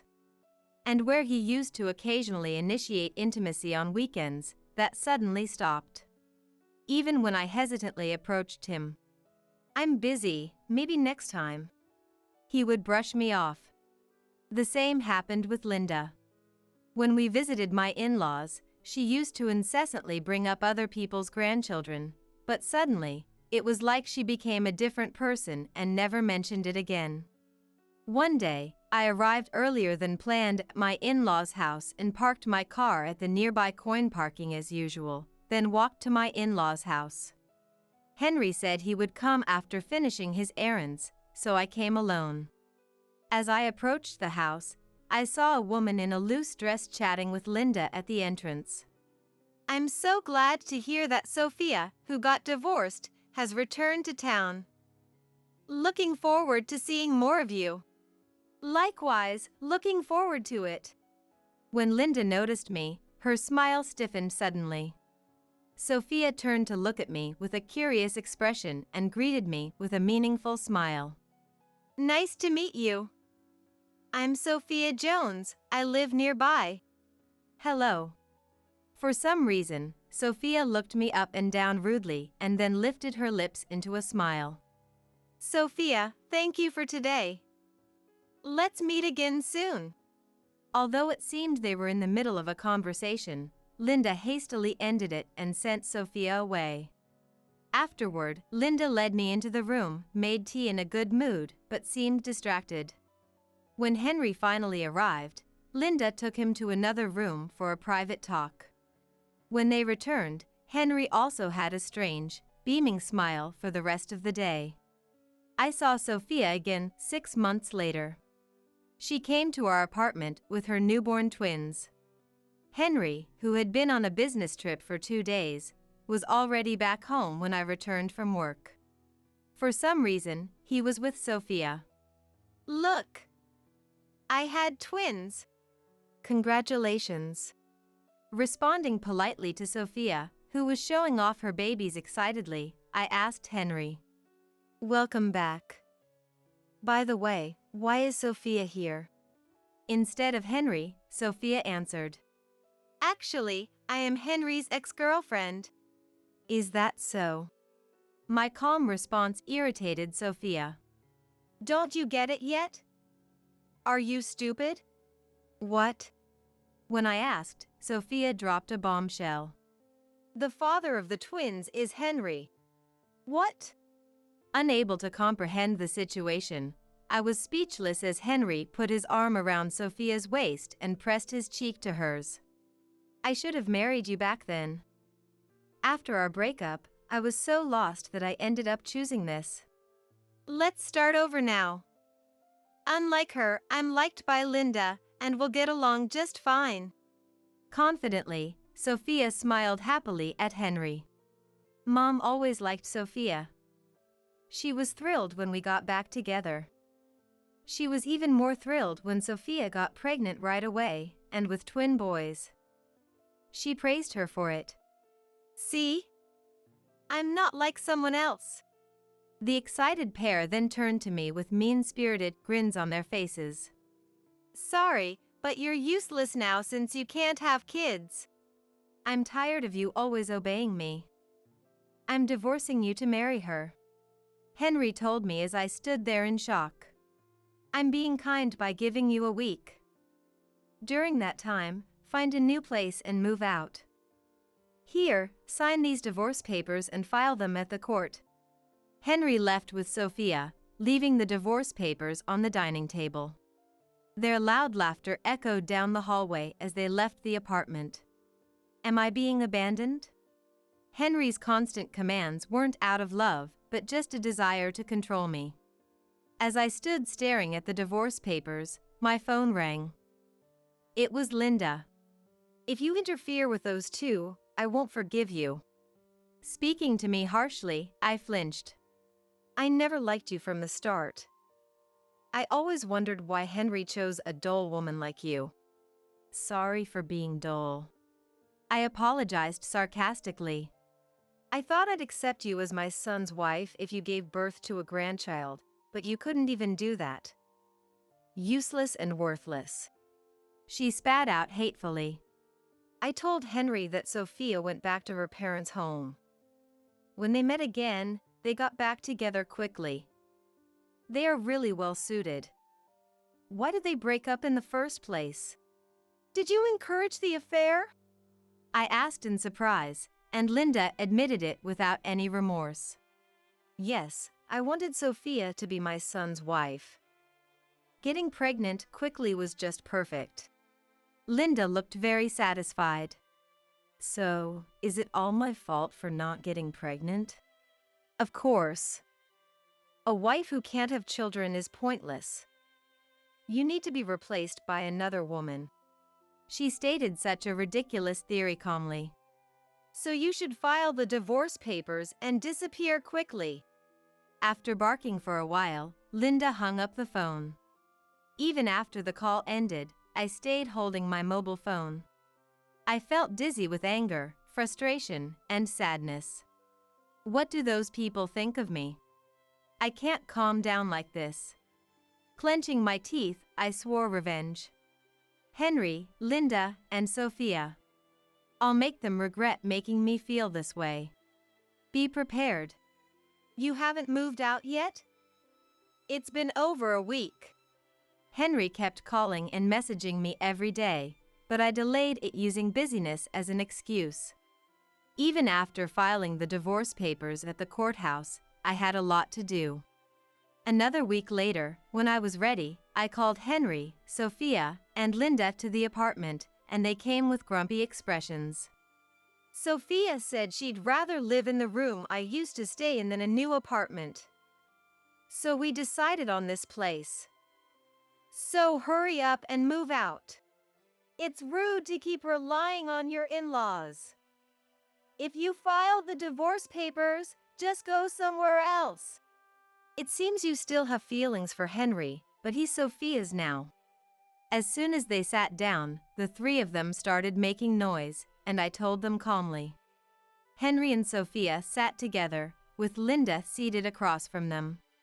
After serving tea for everyone, I sat down next to Linda and spoke harshly. I have no feelings for this person at all. Someone who lies, controls his wife, and makes children with his mistress. I don't want him at all. Henry seemed a bit guilty. Perhaps he had some sense of responsibility. Anyway, we can't move in if you're still here. Oh, did you forget? My parents paid the down payment and half the purchase price for this place. Did they? Henry blinked in surprise. I was astounded. Does he have a brain that forgets inconvenient facts? He's proud of working at a big company and earning more than me, but he's not impressive at all, I laughed inwardly. We split the remaining amount, you and I. My parents' contribution was larger, so the place is in my name. It means this is my apartment. Sophia and Linda were shocked. Henry, this is different from what you said. Fine. We'll give you this place. Sophia, let's find another place. Henry said arrogantly, and Sophia puffed out her cheeks. I was looking forward to spending time in Henry's room. Fine, I'll just ask my dad to buy me a high-rise apartment. Henry's income allowed us to live in this place, and now you're bragging about it like some nasty wife. I knew it. So, is that the end of your little speech? I smiled at Linda's snide remarks, feeling completely in control. No, it's not. The main topic starts now. The main topic?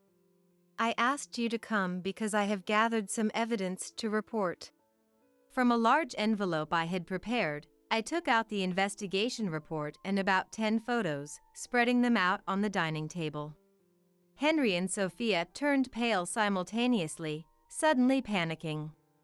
They scrambled to gather the photos, quickly hiding them in their pockets and bags, prompting an annoyed response from Linda. What was that? I couldn't see properly. Don't worry. There are plenty more images that haven't been printed yet. This time, I displayed the images on my mobile phone, showing them to Linda as I slid through the pictures. Henry and Sophia screamed and tried to snatch the mobile phone, but I brushed their hands away. Linda, peering at the mobile phone screen, turned pale immediately. You two have other partners, too? Their reaction was understandable. The screen showed images of Sophia and Henry, each entering and leaving hotels with different people, arm in arm. Come on, Mom. Don't believe that. She must have faked it. That's right. She looks so innocent, but she's actually very cunning. I shot back at their panicked excuses. There's no way an amateur like me could take such good evidence photos. I hired a detective agency to investigate the affairs. So, they are definitely real. If you doubt it, you can call this number and confirm. When I showed the business card of the detective agency, Henry and Sophia fell silent, their faces showing frustration. Finally, unable to bear the silence, Henry admitted. Yeah, I've been seeing other people besides Sophia. I earned that money, so I can spend it however I want, right? Got a problem with that? Other men just won't leave me alone. What can I do? And Henry, you said I was the only one for you, you liar. Sophia, burning with anger, snapped back at Henry. You said you were over the moon about finally being with me, but it seems any man will do for you. Shut up! Linda shouted at the two of them. She pressed her forehead, her tone exasperated. I'm disappointed in both of you. I put so much effort into this, and you let me down. Seeing Linda's disheartened expression, I couldn't help but burst into laughter. As my shoulders shook with laughter, Henry, Sophia, and Linda stared at me suspiciously. Sorry, Linda just acting like a moral person was too funny.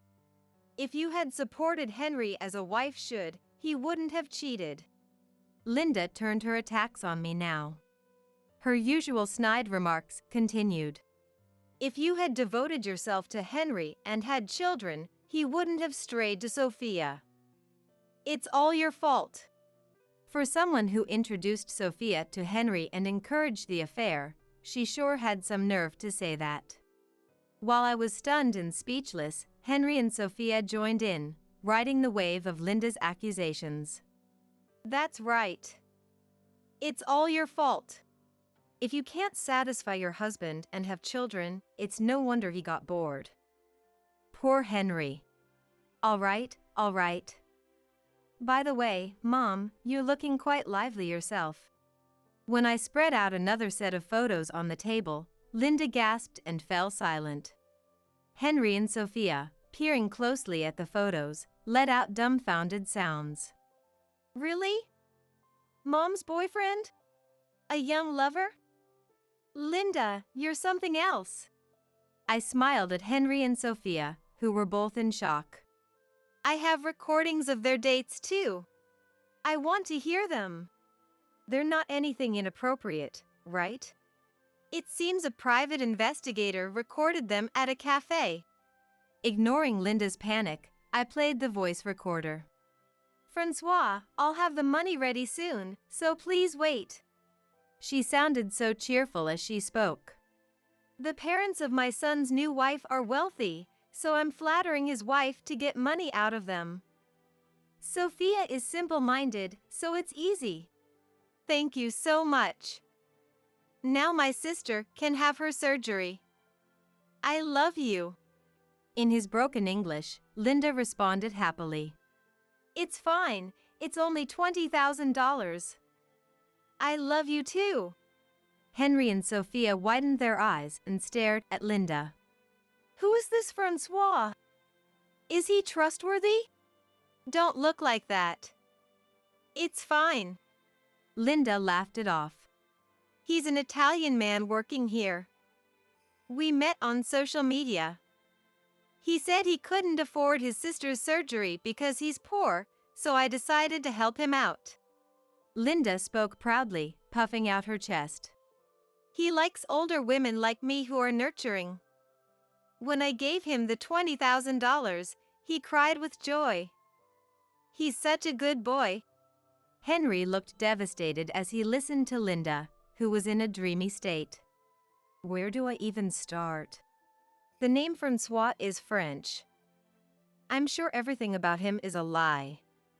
He seems like a con artist scamming women for money. Don't speak ill of him! Linda yelled, and Sophia's temple twitched with anger. So, you've been supporting this guy with money while pushing Henry and me to get back together? I can't believe you, you old broad. Calm down, Sophia. Henry tried to soothe Sophia, who was furious. Thanks to Mom, we were able to reconcile. Let me apologize. Can you forgive us? Henry. Henry stroked Sophia's head, and a smile spread across his face. I did get distracted by another woman, but I still love you, Sophia. You gave birth to our child. Let's make up. Sophia's face softened into a smile. Yeah, I was wrong too. In the end, I love you the most, Henry. Let's stay happy together. After gazing at each other for a moment, they both turned to face me. Are we done here? We need to go pick up our kids from the babysitter. We're busy taking care of our twins. You wouldn't understand, having been dumped by Henry. I glanced at the clock on the wall. Just a bit longer. They should be arriving soon. As I said that, the doorbell rang. I checked the intercom and let the guests in. Henry, Sophia, and Linda looked puzzled as two men appeared. Dad? And who are you? Henry asked, looking at the older man behind Mike. Don't you remember? He was the doctor we asked to do the fertility test. Mike introduced us. Henry's face showed recognition, but Sophia looked worried. You did a fertility test? You didn't tell me. Didn't I mention it? Henry replied lazily, while Sophia looked displeased. What brings you here? Henry asked curiously, and I answered on behalf of the doctor. I went to speak to him directly, but you seemed busy with Sophia and the twins. I explained the situation to Mike, and he brought him here. Despite my explanation, Henry was frowning at Sophia. The doctor met my eyes. When I nodded, he let out a small sigh and opened his mouth heavily. The truth is, "Henry, you have male infertility." For a moment, the air in the room froze, and then Henry and Linda spoke simultaneously. "What? Huh?" As we all stared at him, the doctor frowned and continued, looking uneasy. "Jennifer had no problems at all. But Henry, your sperm count is too low. There's no way you can have a child." Linda, Henry, and Sophia stared intently at the test report the doctor had laid out on the table. After a moment, Henry and Sophia screamed. "Me? No way! Give me a break. This is unexpected." They were completely panicked. Sophia pulled at her hair and screamed in a high-pitched voice. "I never thought it was azoospermia. This ruins everything. What are we supposed to do now? A plan? I got back together with you because a corporate employee has a better future than a self-proclaimed model who's only a part-time worker. But this is awful. I've been deceived." In her agitated state, Sophia started talking about things we hadn't even asked. Hearing this, Henry's face twisted into a look of rage. "I forgave you for cheating on me. But you've done it again? I really believed we could make it work this time." Henry clenched his fists and spoke to her in a low, growling voice full of anger. "You are cheating with another woman. You have no right to blame me. That was just a fling. It's totally different from you, who planned to have a child." The argument was so petty that Mike, the doctor, and I were dumbfounded. We couldn't even muster the energy to intervene, so we just watched the situation unfold. "I cut ties with everyone else and chose you as the father. I should be thanked, not complained about." So, it wasn't my fault that we couldn't have a child, it was Henry's. The infertility problem that Sophia was talking about wasn't me, but Henry. When I forced my way into the conversation, Henry and Sophia looked at me with resentful faces. I didn't care and quoted the words Sophia and Linda had said to me earlier. "Didn't Linda tell me that a wife who can't have children is useless? Then a husband who can't father a child is equally worthless." I smiled triumphantly at Linda, who bit her lip in frustration and glared back at me. Instead of the verbal abuse I expected, Linda turned to the yelling Henry and Sophia and shouted like thunder. "I believed it was Henry's child. I can't forgive this promiscuous woman. And Henry, you're no better for getting involved with such a wicked woman. Divorce her immediately." "I don't need you to tell me to divorce her. Don't act all high and mighty. You were cheating too, you old broad." Watching the three of them panic, Mike let out a deep sigh. He approached me and bowed his head. "I'm sorry for the trouble Linda and Henry caused. When we hired a detective, we found out my wife's lover was also involved with other women. It took time to gather the evidence." He turned to the exhausted Henry, Linda, and Sophia. "Let's go home. We'll discuss the rest there." Mike and the doctor calmed the three, who were about to start a physical fight, and loaded them into the car to take them back to their in-laws' home. The day after I filed for divorce, Henry and Sophia got married. However, they ended up divorcing in less than a week. They both complained to their friends and acquaintances, saying they never wanted to see or hear from him again. Linda didn't listen to Henry or her father-in-law, but she did pay attention to her relatives' persuasion. She finally realized she had been tricked by a con artist and tried desperately to get back the money she had given away, but the con artist, whom the police were also pursuing, had already disappeared. She had used her father-in-law's retirement money without permission, so he threw divorce papers at her. She cried and resisted, but eventually gave in. It was also revealed that she had taken on debts in Henry's name, leading to a huge fight with him. Mike and Henry left the in-laws' house, leaving Linda to live alone in the large house, feeling lonely. After divorcing Sophia, Henry moved into an apartment and transferred the alimony to my account in a lump sum, continuing his work as if nothing had happened. However, a local acquaintance who had changed jobs revealed the whole situation. The story of how he cheated on his ex-girlfriend Sophia, remarried her, and then divorced shortly thereafter reached his boss's ears, making them question his character. Henry was taken off the promotion track and had a significant pay cut. As soon as he became poor, his former mistresses lost interest in him, and he was left in despair, struggling to pay off the debts Linda had incurred. After divorcing Henry, Sophia returned to her parents' home and lived leisurely with her twins, being taken care of by her parents. Her wealthy parents paid the alimony to me in a lump sum, and she told them that her remarriage to Henry hadn't worked out. However, the certified letter I sent revealed that while she had relationships with multiple men, she was also cheating with Henry, and she became pregnant with a child whose father was unknown. Her parents were furious and threw her out of their house, so she had no choice but to move into a shabby apartment. Sophia started working multiple part-time jobs, leaving her twins in daycare, and worked tirelessly day and night.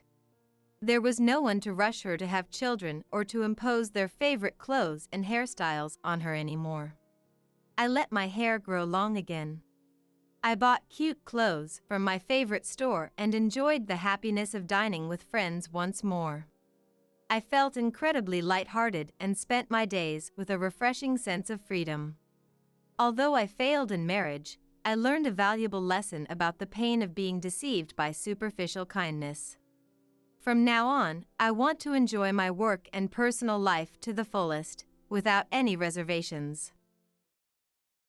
I couldn't help but smile from ear to ear as my daughter-in-law, Melissa, and grandson, Eric, came to visit me in the hospital after I had fallen ill.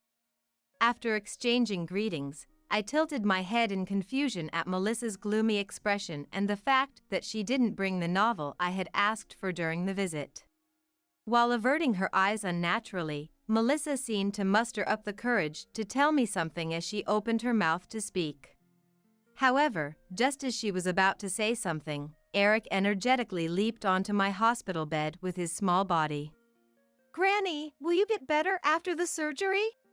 Huh? Oh, it's really not a big deal. I guess I was just a little tired. Seeing your face, Eric, has completely rejuvenated me. As I smiled and made a gesture as if flexing my biceps, Eric, who saw this, also grinned happily. He peered into my face for a while and suddenly fell silent. I continued to smile while being gazed at by my grandson's beautiful eyes, which seemed to be deep in thought about something. Hey, Granny. Do adults laugh when they're lonely? What? Why do you ask? As I tried to ask him for his reason, Melissa hurriedly took out her wallet from her bag. She gently lowered Eric from my bed, handed him some change, and said, "Go buy yourself some juice," sending him out of the hospital room. Then, with a serious look on her face, she came close to my side and began to recount the event she had just witnessed. My name is Allison. My husband, Robert, and I are both in our 50s, and we are known by ourselves and others as a loving couple who have never had a fight since we were young. I am a self-proclaimed freelance writer who writes travel-related articles. For some reason, I have always admired the sound of the title freelance writer, so I search for work online, accept assignments, and am now passionately weaving my words. Robert works for an online gaming company, handling tasks such as system construction, but his job is very demanding, and it is not uncommon for him to stay overnight at the company when a deadline is approaching. Our son and his wife live in the neighborhood, and we have a very good relationship with them. Our son William and his wife Melissa often invite us on overnight trips and plan other activities. When our grandson Eric says things like, I have fun when I'm with Grandpa and Granny. I can't help but smile. However, Robert always declines invitations from our son and his wife, saying he is too busy with work, which is very disappointing for both him and me. Although Robert and I have a married life where we rarely have the opportunity to sit at the dinner table together, I am deeply grateful to my husband for working late into the night for our family. While my husband works diligently from early morning to late at night, I am not bound by time and freely pursue my freelance writing. When I have spare time, I feel really guilty about going on leisure trips with my son and his wife. Perhaps sensing my feelings, Robert always smiles with deep wrinkles etched on his face, as if a grin is carved into it. My work is like a hobby to me. You don't need to worry about it, Robert assured me with a smile. Yeah. Thank you, always, I replied gratefully. So, where are you traveling to next? He asked, curiosity piqued. Well, next is a tourist spot that has recently seen an increase in visitors. I began to explain. Robert listened to my conversation with a smile, nodding and interjecting appropriately. Occasionally, he would widen his eyes in surprise or nod deeply as if impressed, demonstrating his excellent listening skills. Wouldn't it be a great honor if someone read my travel article and visited the places I recommended? I spoke passionately. Whenever I talked with such enthusiasm, Robert's cheeks would relax into a happy expression. One day, while I was writing an article on my computer in my room, my fingers suddenly stopped touching the keyboard. I felt like I was making more mistakes than usual. My body felt feverish, as if the air conditioner's temperature setting was too high, and I continued writing the article while taking deep breaths, but eventually, my fingers came to a halt. From past experience, I knew I had a fever. I reread the text on the computer screen and let out a big sigh. I had a deadline for the requested article, and I couldn't just sleep because I had a fever. I forced myself to finish writing the article, but as soon as I was done, my body felt heavy, and I collapsed from the chair. Apparently, I had lost consciousness for a while. My son's family, who had come to share some dinner, found it suspicious when I didn't answer the doorbell. Melissa, who had previously been given a spare key, had the presence of mind to enter the house and found me collapsed on the floor. Then, my son and his wife took me to the hospital. It seemed that overexerting myself while having a fever had taken its toll, and I was diagnosed with transient fatigue. I also had a strong headache, so on the doctor's recommendation, I was admitted to the hospital for about 3 days. When I contacted Robert, he said he had finished work and returned home, but he was worried when he couldn't find me. He promptly brought me 3 days' worth of clothes. Robert bowed his head, his voice filled with sincere apologies. He said that he was busy with work now and wouldn't be able to visit the hospital until the day I was discharged. It couldn't be helped if it was for work. With a smile, "Don't worry about it," I told him. The day after I was hospitalized, my fever had gone down, and I was feeling much better. Sitting on the clean hospital bed, I restlessly looked up at the ceiling and opened the drawers of the TV stand. It should be fine to take a little walk, right? I convinced myself. I took a stroll around the hospital and sat down on a small chair in an area with an adjoining shop and restaurant. I'm so bored. I noticed a man sitting a short distance away, reading a book while placing an A4 stand beside him. Oh, come to think of it, I had an unfinished novel at home. William is probably not at home due to work, so should I call Melissa and ask her to bring the novel from my house? I gave her a spare key, and it's easy to explain where the book I was reading is located. I called Melissa from the public phone installed in the hospital, and she readily agreed. Then, I returned to my hospital room and started reading a picture book that was placed in the ward. It was a book called Where's Waldo? I casually opened the first page and seriously searched for Waldo, only to realize that 2 hours had passed. Melissa came to visit me, and I looked up from the picture book, feeling a strange sense of guilt, as if I had wasted my time in the most unproductive way possible in my life. I put the picture book back and smiled at Melissa and Eric. "Thank you for going out of your way, Melissa." After greeting her, I tilted my head in puzzlement at her gloomy expression and the fact that she didn't have the novel I had requested. While averting her eyes unnaturally, Melissa eventually seemed to muster up the courage to tell me something as she opened her mouth to speak. However, just as she was about to say something, my grandson Eric energetically leaped onto my bed with his small body. Granny, will you get better after the surgery? Huh? Oh, it's really not a big deal. I guess I was just a little tired. Seeing your face, Eric, has completely rejuvenated me. As I smiled and made a gesture as if flexing my biceps, Eric, who saw this, also grinned happily. He peered into my face for a while and suddenly fell silent. I continued to smile while being gazed at by my grandson's beautiful eyes, which seemed to be deep in thought about something. "Hey, Granny. Do adults laugh when they're lonely?" What? Why do you ask? Because, when I went to Grandpa's house earlier, Grandpa was having a party with an unfamiliar lady. Even though you're in the hospital, Grandpa seemed to be having fun. I see. Grandpa is so sneaky. Having a party when you're not around. I saw it. They were drinking really fancy food and delicious-looking juice at home. I didn't know how to respond to Eric's confession. Unable to come up with a clever retort and trying not to let it show that I was clearly at a loss for words, I realized that the smile I had desperately put on was strained. Melissa lifted Eric off my bed, took some change out of her wallet, and said, "Go buy yourself some juice," sending him out of the hospital room. Then, with a solemn expression, she came close to my side and began to recount the event she had just witnessed. Melissa and Eric had apparently entered my house using the spare key, as per my request.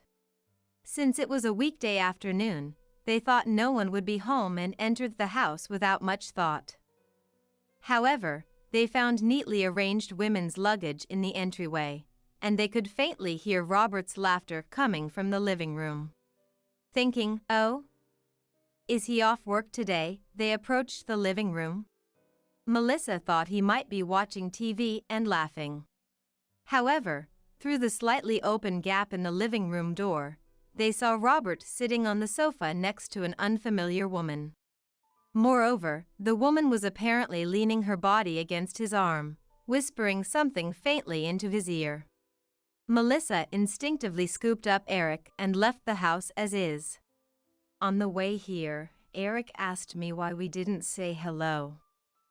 I blurted out that Grandpa is forcing himself because Granny is not feeling well and he's lonely. I made up an excuse that I didn't even understand myself. Melissa apologized to me, looking thoroughly remorseful. I quickly said to her, "It's okay, don't worry about it." "I'm sorry." Then, Eric returned to the hospital room with a happy face, holding a juice. Eric spent time on my bed, chatting about trivial things and laughing cheerfully. Melissa watched this with a complicated expression, but I told her in a small voice, "I'll be fine." After the two of them left the hospital room, I opened Where's Waldo in the suddenly quiet room. It's not that I particularly wanted to read it. It's not that I wanted to find Waldo, but I wanted to somehow sort out the indescribable feelings welling up in my heart. As I stared at the many people depicted in the picture book, my vision gradually blurred with tears, and I could no longer see anything. 3 days after being hospitalized, I was safely discharged. Robert, who managed to find time in his busy work schedule to pick me up on the day of my discharge, spent time with me with his usual gentle smile, so I spent the day as I always did. On weekday mornings, I make breakfast for him as usual and see him off at the entrance as usual. It's the start of the same daily routine as always, but beneath the surface of that life, my plan was beginning to take shape. The catalyst for the plan was William. He must have heard from Melissa that Robert might be cheating. He came while I was in the hospital and quietly expressed his anger. "Let's perplex Dad." I leaned forward with keen interest at my son's suggestion. Rather than being angry about being cheated on, I might have just wanted to confront him with the fact of his infidelity and fluster him. With William's cooperation, the plan to capture Robert's cheating scene properly was quietly underway. First, William consulted with a lawyer and hired a private investigator, resulting in obtaining photos of the cheating scene in a short period. In a detective agency located in a rental building in the bustling district, a dubious-looking elderly man handed me a file summarizing the investigation results. In the photos, Robert had his usual gentle smile, walking happily through town with a woman I didn't know. I had obtained that decisive evidence, but for some reason, I couldn't bring myself to blame him. I was certainly sad about being cheated on, but it's a fact that he has been working hard to earn money for the family. Is it right to focus on the infidelity part alone, neglecting the gratitude for that and putting the spotlight on our marriage up until now? If I confront him with the results of the infidelity investigation, and if it leads to divorce, what will happen to my life now? After leaving the office, I stood still in the crowded downtown area, feeling as if I had become lost. Even if I condemn my husband with the results of this infidelity investigation, what will happen to my life? With such uncertainty looming over me, I sit in front of my computer in the living room at home. My work as a writer consisted of small articles and columns, but perhaps because I had been doing it for a long time and gained trust, the requests never ceased. However, when I reread the completed articles and columns, I let out a big sigh. I don't think I have talent as a writer. I used to be good at weaving words together and creating works that touched readers' hearts. But lately, I feel like something is missing. I reread my past works and became anxious, wondering if my talent had disappeared somewhere. Am I emotionally weakened because my husband cheated on me? Even as I asked myself this question, I couldn't help but shake my head. It's not that I have changed. Surely, in the creative process, hardships and setbacks are necessary. When I first started working as a writer, it was so much fun. I was thrilled beyond words to put my thoughts into writing and have someone read them. Such enjoyable times can't last forever, and sometimes stagnation and trials will come. As I was pondering such thoughts, the house phone rang. It was from the detective I had hired for the infidelity investigation. I only vaguely remembered his face, but I recalled that he seemed suspicious. He quickly got to the point after a brief greeting. "Did you read the last line?" the detective said. I didn't read it very carefully." Since my assignment this time was an infidelity investigation, I thought it was unnecessary. But I happened to find an interesting fact. If you didn't know, Allison, I thought William wouldn't know either, so I casually included it in the document. I see. Given my profession, I've done a lot of infidelity investigations. You may not know this, but the behavior patterns of cheating men are almost always the same. I guess their brain structures are the same. But you know, I could tell the detective was laughing happily over the phone. Your husband's behavior was odd from the first day of the investigation. Normally, my job would be to capture the scene of infidelity in a photograph, and that's it. However, I talked to the lawyer, and since it's the 10th anniversary of the office's establishment, I decided to provide some extra service. After hanging up the phone, I looked through the infidelity investigation materials again. I carefully read the contents written there and took a deep breath. Why? Now, the words my grandson Eric said to me are deeply etched in my heart. With those clear eyes, without any doubt, he asked me a straightforward question. Why do adults laugh when they're lonely? 1 month later, I told Robert that I was going on a trip with my son's family and smiled at him as he saw me off at the entrance of our home. Pulling a carry-on bag that wasn't very full, I headed towards the station. Without any particular destination in mind, I simply let myself be swayed by the train, gazing at the scenery visible from the window. When Robert and I were young, we always took the train for our dates. Until we got married, we didn't own a car and always met up at a coffee shop in front of the station that offered specialty teas. On the menu, the names of the tea leaves, such as Candy and Dimbula, were meticulously listed one by one. We always arrived 30 minutes before the appointed time, and Robert always drank mallow tea. Mallow is a hollyhock flower. When a thin slice of lemon placed beside the blue tea, the color of a southern sea, brewed in a heat-resistant glass, is lightly squeezed, it magically turns the tea pink. I quietly watched this sight. "It's beautiful," he murmured, not referring to the beautifully colored mallow tea, but quietly gazing at me. I couldn't help but give a wry smile at his usual cliché line. Thinking about it now, we were a foolish couple, but I was certainly happy back then. Even though I should be frustrated and angry about Robert cheating on me, for some reason, what I remember is the mallow tea that Robert always drank back then. Without giving it much thought, I entered a random coffee shop. There was no mallow tea on the menu. I chose a menu item labeled black tea, without the names of the tea leaves listed, and as I sat down, I let my gaze wander over the strings of characters printed in the book I had brought, which my mind could hardly recognize as sentences at this point. For a long time, I spent my time like that.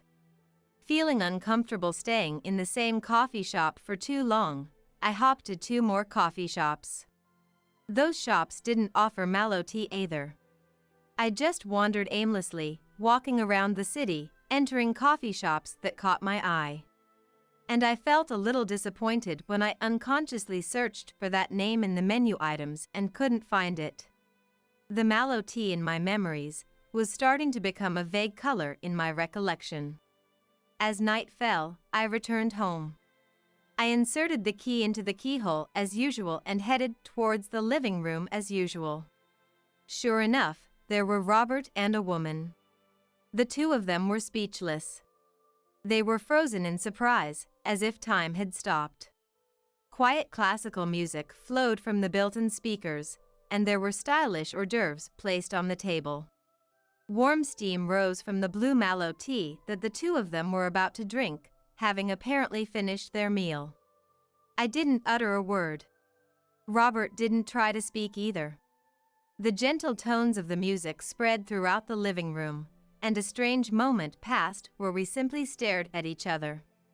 Eventually, William came in, making a rough noise, and when he spotted Robert, he let out an exaggerated sigh. Behind William, Melissa was also peeking in with an anxious expression. Hey! What kind of party is this? You don't mind if we join in too, right?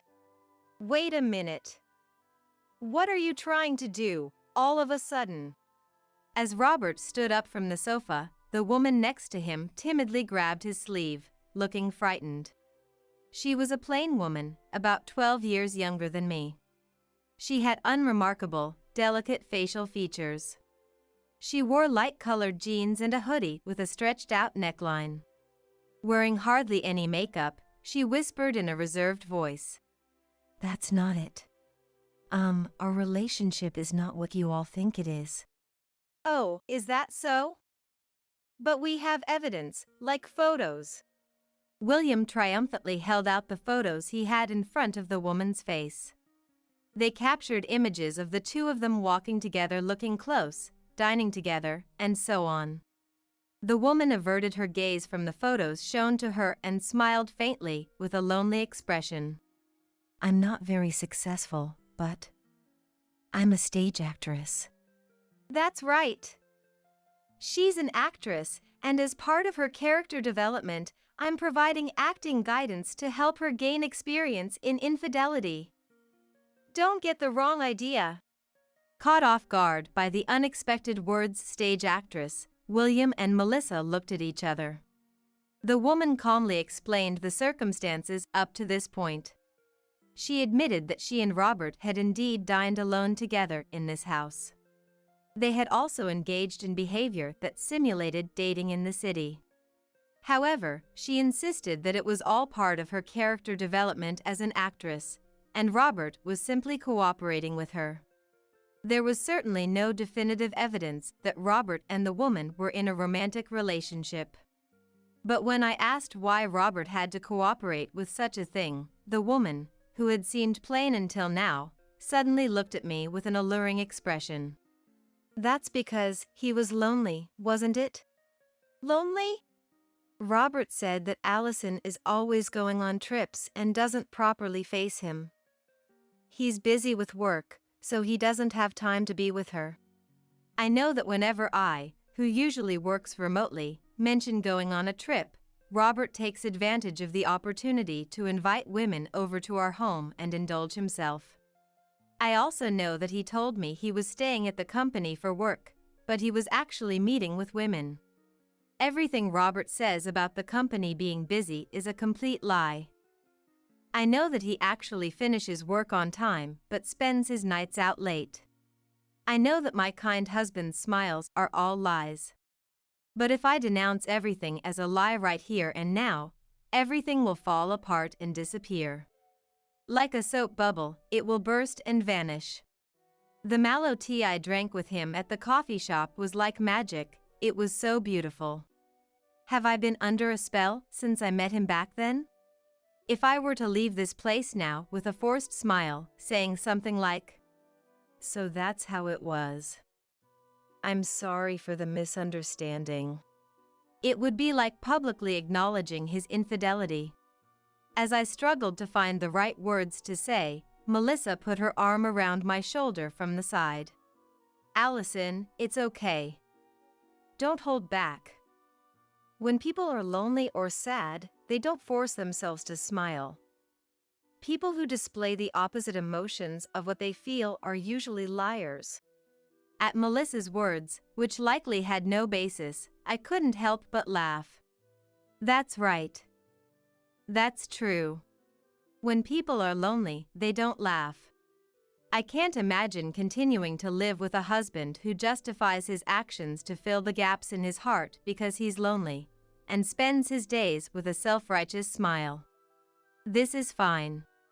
All this time, I've been pretending to be fooled by Robert's kind smile. I've been playing the role of a foolish wife.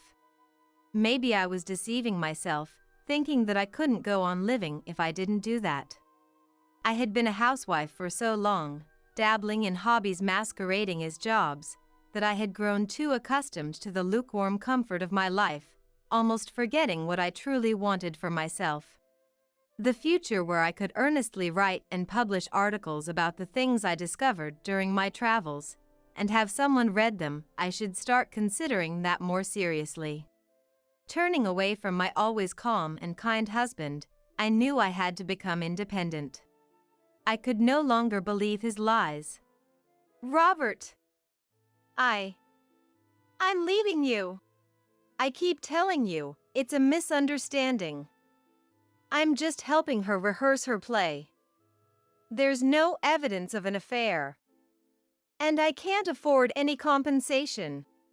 Sure, there might not be enough evidence for a lawsuit to demand compensation. But William and Melissa will support me. And I doubt our relatives will side with you given the circumstances." Robert gave a wry smile and ran a hand through his hair, as if admitting defeat. I suddenly produced the documents investigated by the detective, pointing to the relevant details. Robert's eyes followed my finger to the specified part, and his thin smile finally disappeared, his face turning pale. Although it wasn't related to the infidelity investigation, the detective had found that Robert's savings exceeded $1 million. You won the lottery a year ago. Congratulations. $1 million is quite something. No.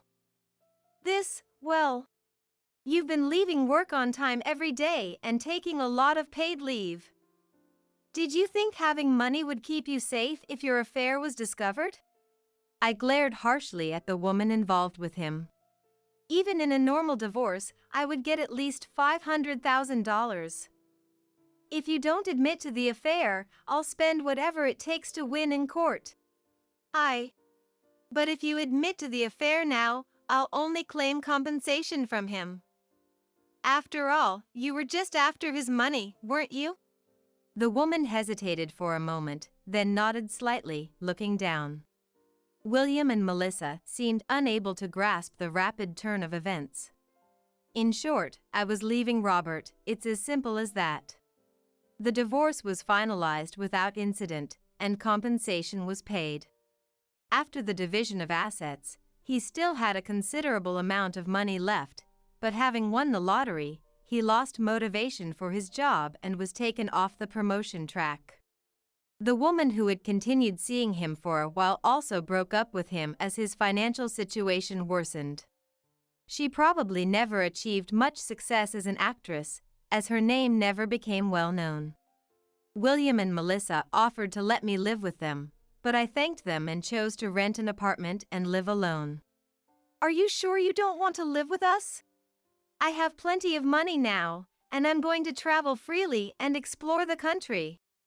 I resolved to live my life to the fullest from now on. It's my life, after all.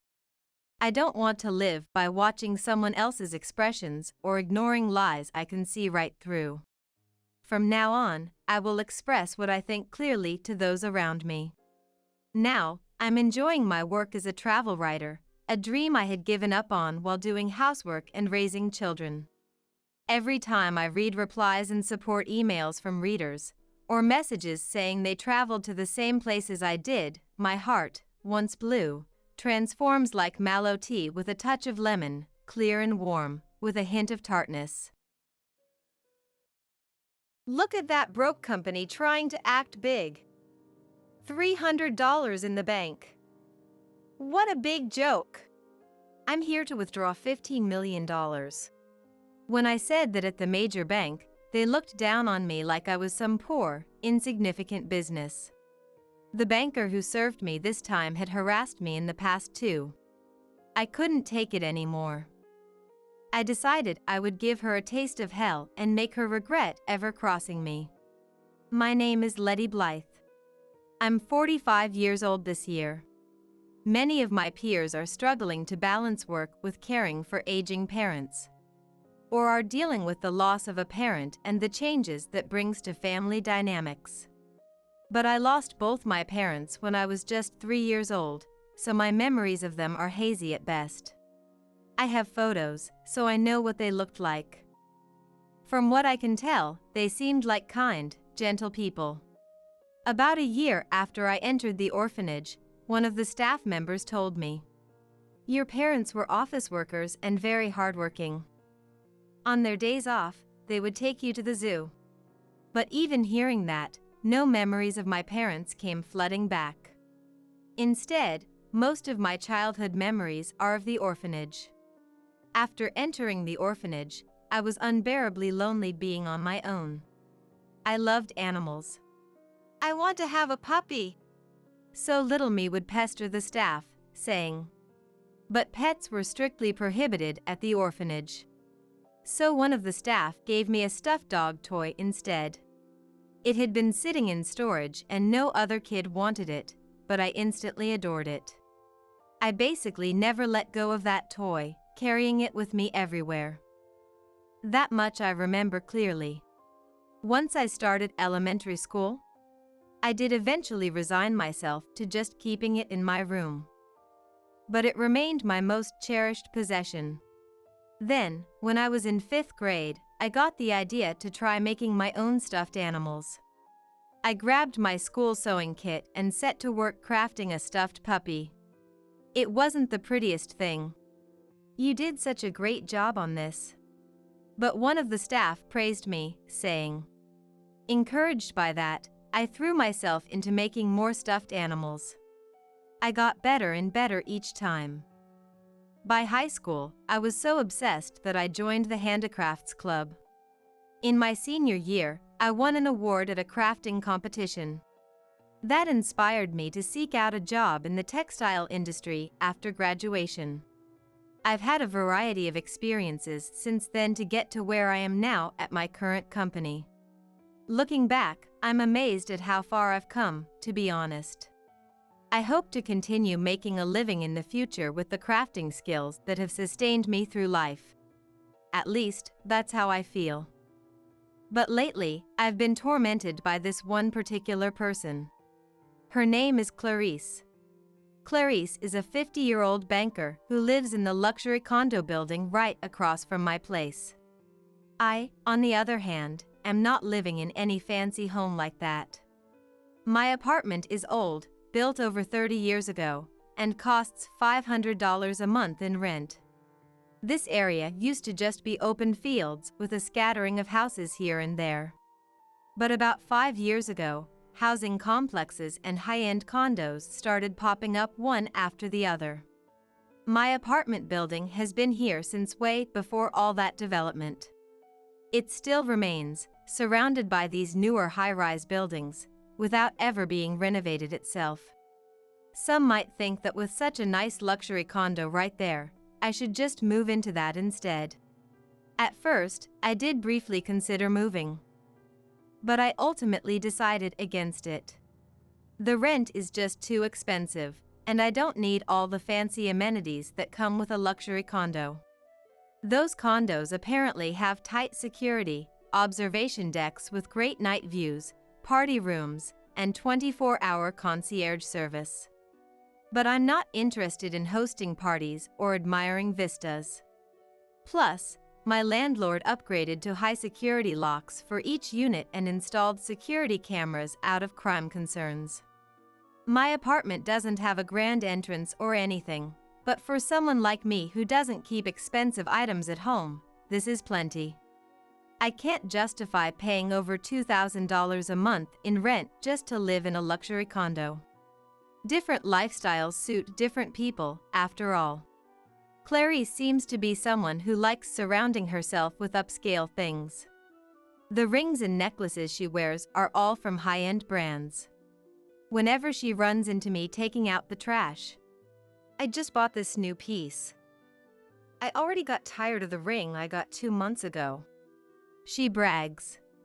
At the same time, she looks down on me in my more modest attire. It's such a nuisance. "Aren't you embarrassed to go around dressed like that? Should I give you some of my designer items?" "Actually, never mind." She made fun of me like this just last week. It was infuriating. On top of that, she knows my unit number. She probably saw me coming and going from my apartment by chance. Because of that, "I had an exquisite French meal today. Ah, it was so delicious." she occasionally shows up at my door to boast. All I want is to relax at home, but having to listen to her insipid bragging ruins that. And she doesn't leave after 5 or 10 minutes. She blabbers on for over 20 minutes. "When I saw that ring, I couldn't help but exclaim, 'This is my destiny ring.' Not destiny partner, destiny ring. Life can be funny like that, you know." She gets all worked up like this, talking in an overly loud, emotional voice. It bothers the neighbors. The walls in my apartment are thin, so if you're even a little loud, everyone can hear it. "Excuse me, there are other residents here too, so could you please keep your voice down a bit? Also, it's already 8 p.m. and I'd like to eat dinner." Even when I say this, she pays me no mind. "I'm graciously sharing my superior knowledge with you, and this is how you act." Should I tell you about the necklace I'm wearing right now too? She says ridiculous things like this, completely unwilling to listen. The other day, my next-door neighbor Maurice got fed up. Hey! You're being too damn loud. Can't you see Letty doesn't want you here? And angrily came over. Seeing the intimidating Maurice, Clarice's face filled with fear. I am so sorry. She let out a shriek and then fled at full speed. I felt relieved. Heh, that was nothing. We neighbors gotta look out for each other. But what's the deal with you and her? Well, actually, I gave him a quick rundown about her. She's one of those luxury condo people. Bit of a local celebrity, huh? But why is she so fixated on you? It's not like neighbors get that close these days. So here's the thing. I could understand his confusion. It's extremely rare for someone to be this persistent in harassing a neighbor just for seeming poor. The reason things have escalated to this point is because I had a run-in with her in the past. It was about 6 months ago. I had business at a major bank branch, so I stopped by the teller window. The teller who assisted me that time was none other than her. She greeted me. Hello. But I got the distinct feeling she was looking at me with a condescending gaze. However, I hesitated to point that out to a bank employee I was meeting for the first time. I figured I was probably imagining it, so I started to tell her what I needed. I have a 1 p.m. meeting scheduled with the branch manager. I'm Letty Blythe. I was told to let the front desk know and I would be shown to the conference room. I didn't think I said anything strange, but Clarice suddenly blew up at me. Huh? Don't you lie to me. Ms. Blythe already arrived a long time ago. What? I was at a total loss, getting scolded like that out of nowhere. I mean, I wasn't lying at all. Flustered, I checked my schedule book, wondering if I had the date or time wrong. But no, I didn't. Could you please double-check? I should have a meeting scheduled in the conference room at this time. I politely repeated my request, but she still refused to listen. I'm telling you. You're just a fake one, aren't you? Enough with the lies, tell me the truth already. No, I am the real one. I had important business to attend to, so I couldn't just say okay then and leave. I even showed my ID, but she claimed that was fake too and refused to believe me at all. As I wondered what to do, the branch manager, having heard the commotion, came running over. I am so sorry, Ms. Blythe. Right this way to the conference room. He escorted me, so it worked out somehow. Later, I heard from the branch manager that a completely different person also named Blythe had a meeting scheduled with him from 12 p.m. that day. Clarice had been aware of that other Blythe, but had completely forgotten about my existence, apparently. After my discussion with the branch manager concluded, I sincerely apologize for the misunderstanding. She did apologize to me, but with a sullen look on her face. It didn't seem like she was truly remorseful, so my frustration wasn't entirely resolved. However, it would be pointless to expect a heartfelt apology from someone who gets that angry at a stranger over a misunderstanding. I came to terms with that and let it go. But then, a week later, as I was taking out the morning trash, Clarice came dashing out of the luxury condo across the street, eyes sparkling. I remember my body going stiff with fear. Can I help you? I live in this condo building. So you live in that apartment over there, huh? Turns out we're neighbors. Hearing that, I felt like I might faint. Sensing she was up to something, Clarice then said the most outrageous thing. You made me into a laughingstock. How are you going to make it up to me? Huh? Because of me. The root cause was her misunderstanding in the first place, so her resentment was completely misdirected. The branch manager scolded me, and regular customers said I was scary. It's all your fault. She glared at me with a look of bitter resentment, like a demon. From then on, she apparently saw me as her sworn enemy. She harasses me every chance she gets. It's a huge nuisance. I considered moving, but she only stops by 2 to 3 times a month at most. Factoring in the cheap rent and all, moving just because of her felt like a waste. Clarice herself seems to be keeping things to a level where I won't report her to the bank or be driven to move. I finally found a good little prey. I'm going to have so much fun tormenting you. She said creepy things like that with a grin. Some people might think it's better to move in that case. However, I had heard certain rumors about her and the luxury condos. Even Maurice. She's a real piece of work, targeting you like that. But I reckon you only gotta put up with it a bit longer.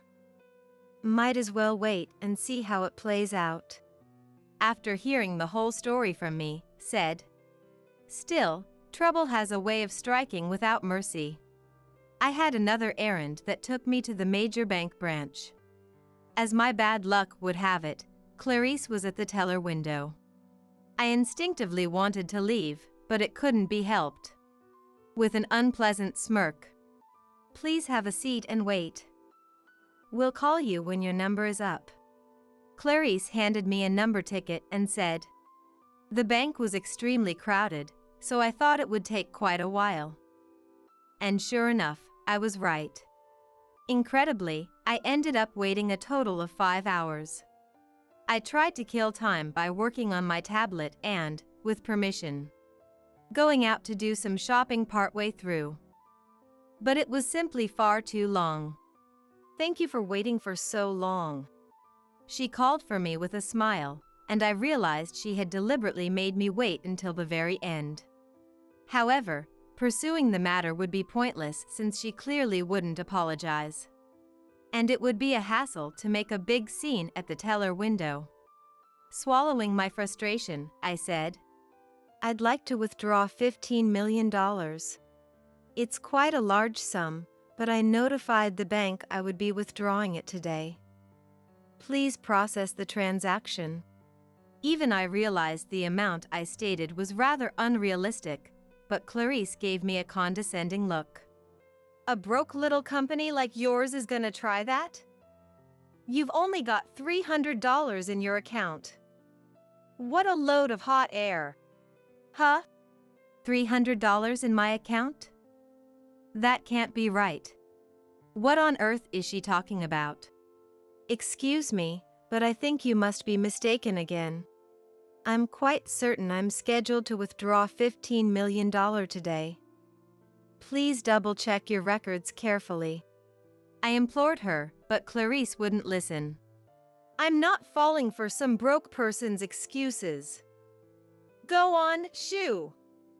Get out of here. Wait a minute. Can I please speak to a different teller?" Realizing she was a lost cause, I tried to seek help from someone else. But "We only have trainees working today, and the branch manager is out. For someone spouting nonsense about $15 million, I'm the only one who can deal with you," she insisted. Indeed, the other bank employees were all young and giving me troubled looks. "Don't you dare get involved," she told them forcefully. "This person is just trying to pin her own mistake on me. She's actually the CEO of some broke company with only $300 in its account." With their colleague Clarice asserting this so strongly, truly no one else stepped in to help. As I wondered what to do, she said, "Go on, don't just stand there in silence. Leave. I don't want to look at some poor, compulsive liar." She actually tried to force me out. The people around me were giving me cold stares too. I realized I wouldn't get any support if I stayed there any longer. I decided to leave for the time being, but I couldn't take it anymore. I could feel the intense anger heating up my entire body. And so, I vowed to give her the full wrath of hell. The next day, as I returned to my office from the conference room during my lunch break, I casually glanced at my smartphone. I had accidentally left it behind and wanted to check if I had gotten any calls. To my surprise, there were over 30 missed calls, all coming in after 11 a.m. It was the bank trying to reach me. Figuring it must be about yesterday's incident, I immediately called them back. Then, I am so sorry about yesterday. I heard the voice of Clarice, now completely flustered and apologetic. I want to properly apologize to you in person, so please come to the bank. Understood. I'll head over right away. Luckily, I didn't have any afternoon appointments. I scarfed down my lunch and made a beeline for the bank. There I found a pale-faced Clarice and the branch manager. We are terribly sorry for yesterday. Please, right this way to the conference room. The branch manager showed me in, and we entered the conference room. As soon as I sat down, Clarice launched into a frantic apology. I am extremely sorry. To think I made the same misunderstanding again. I knew it. So who did you confuse me with this time?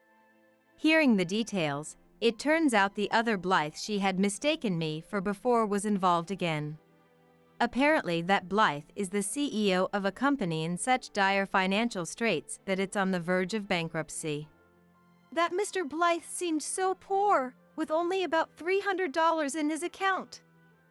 I mixed him up with you. Are you truly remorseful? That's incredibly rude to the other Mr. Blythe too. When I said that coldly, Clarice and the branch manager apologized again. Letty Blythe is the president of a stuffed animal manufacturing company. I explained before that her business is doing well. The branch manager scolded her harshly. That's right. I currently run a stuffed toy maker. After graduating high school, I worked at a company that produced small trinkets and plushies to sell at gift shops. Eventually, wanting to make original products that would bring people joy, I established my own company. I chose to focus on stuffed animals because I've had an attachment to them since I was little.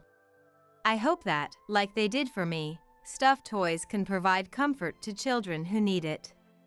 By the way, the reason I needed to withdraw $15 million was due to various factors like transferring some funds to accounts at other banks and renovating our manufacturing plant. Even during the meeting that led to Clarice developing a grudge against me, I had discussed this matter. Since such a large sum of money was involved, I wanted to clearly explain the reasons for the withdrawal. Still, that was a terrible misunderstanding. How could you get it so wrong?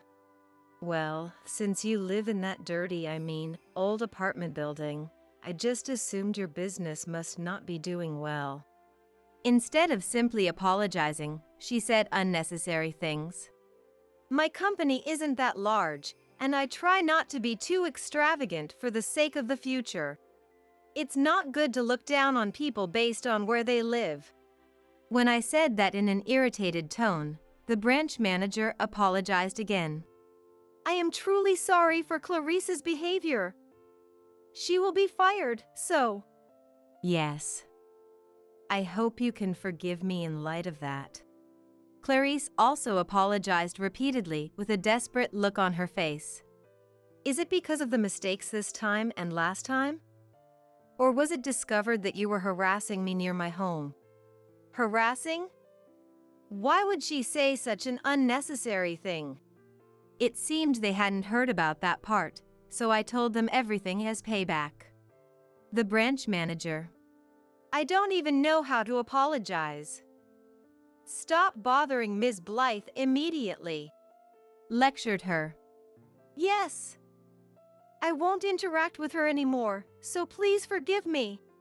Seeing Clarice drenched in nervous sweat and looking completely haggard, I felt a bit of catharsis. Incidentally, the reasons for her firing were habitual negligence of duties and bullying of colleagues. I later heard her warnings to the juniors not to get involved were simply because she wanted to be intimidating and throw her weight around. My incident was apparently the decisive factor in her termination. The bank is probably better off without someone like her. And so, she was officially fired sometime after that. 1 week later, at night, I got home late from work, arriving by taxi around midnight. Just then, I saw a woman with a suitcase and backpack emerge from the luxury condo across the street. Even from a distance, I could tell it was Clarice. But despite the late hour, she was wearing sunglasses. Because of that, she didn't seem to see in front of her very well. As she descended the stairs near the entrance, she took a hard tumble. The sight of her rolling down with her suitcase was quite comical. I couldn't help but laugh. The night was quiet, so even a small sound carried. Clarice seemed to notice me. She took off her sunglasses and marched over. Hey, what are you laughing at?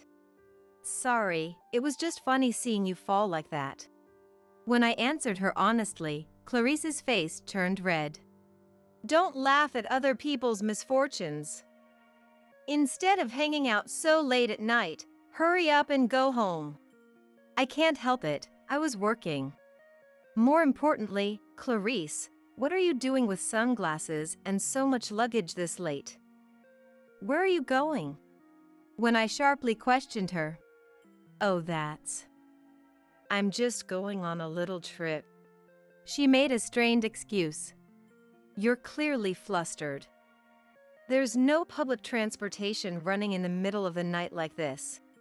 Rather than a trip, this has more of a midnight run vibe. It's not a midnight run. I'm just moving out. She hastily denied it, but it must have been close to 3 a.m. No one moves out at this hour. You must have some incriminating circumstances and don't want to be seen leaving. How can you read my mind like that? She was shocked, but I think anyone could figure out that much. Don't tell me, you got in a fight with your husband and he kicked you out? How do you know? This is getting creepy. Hit with the truth, Clarice plopped down right there. But this isn't such a big deal either. You'd argue with your husband sometimes, right? I saw you yelling near the entrance many times. Indeed, living across the way, I inevitably catch glimpses of the luxury condo residents from time to time. Clarice would occasionally go out with her husband. You are the one earning money, so it's no big deal. It's because you keep spending that we can't save no matter how high my income is. And they'd have shouting matches like, you talk so loudly. I can hear it even from inside my apartment sometimes. I've never spoken to your husband, but I know his name is Terrence. As I calmly explained, she hung her head in embarrassment. Oh no. I can't believe you overheard such ugly scenes. That's why I figured you'd end up divorcing and moving out eventually. Plus, a lot of people move out of there within 2 to 3 years. They do! Could it be a haunted spot?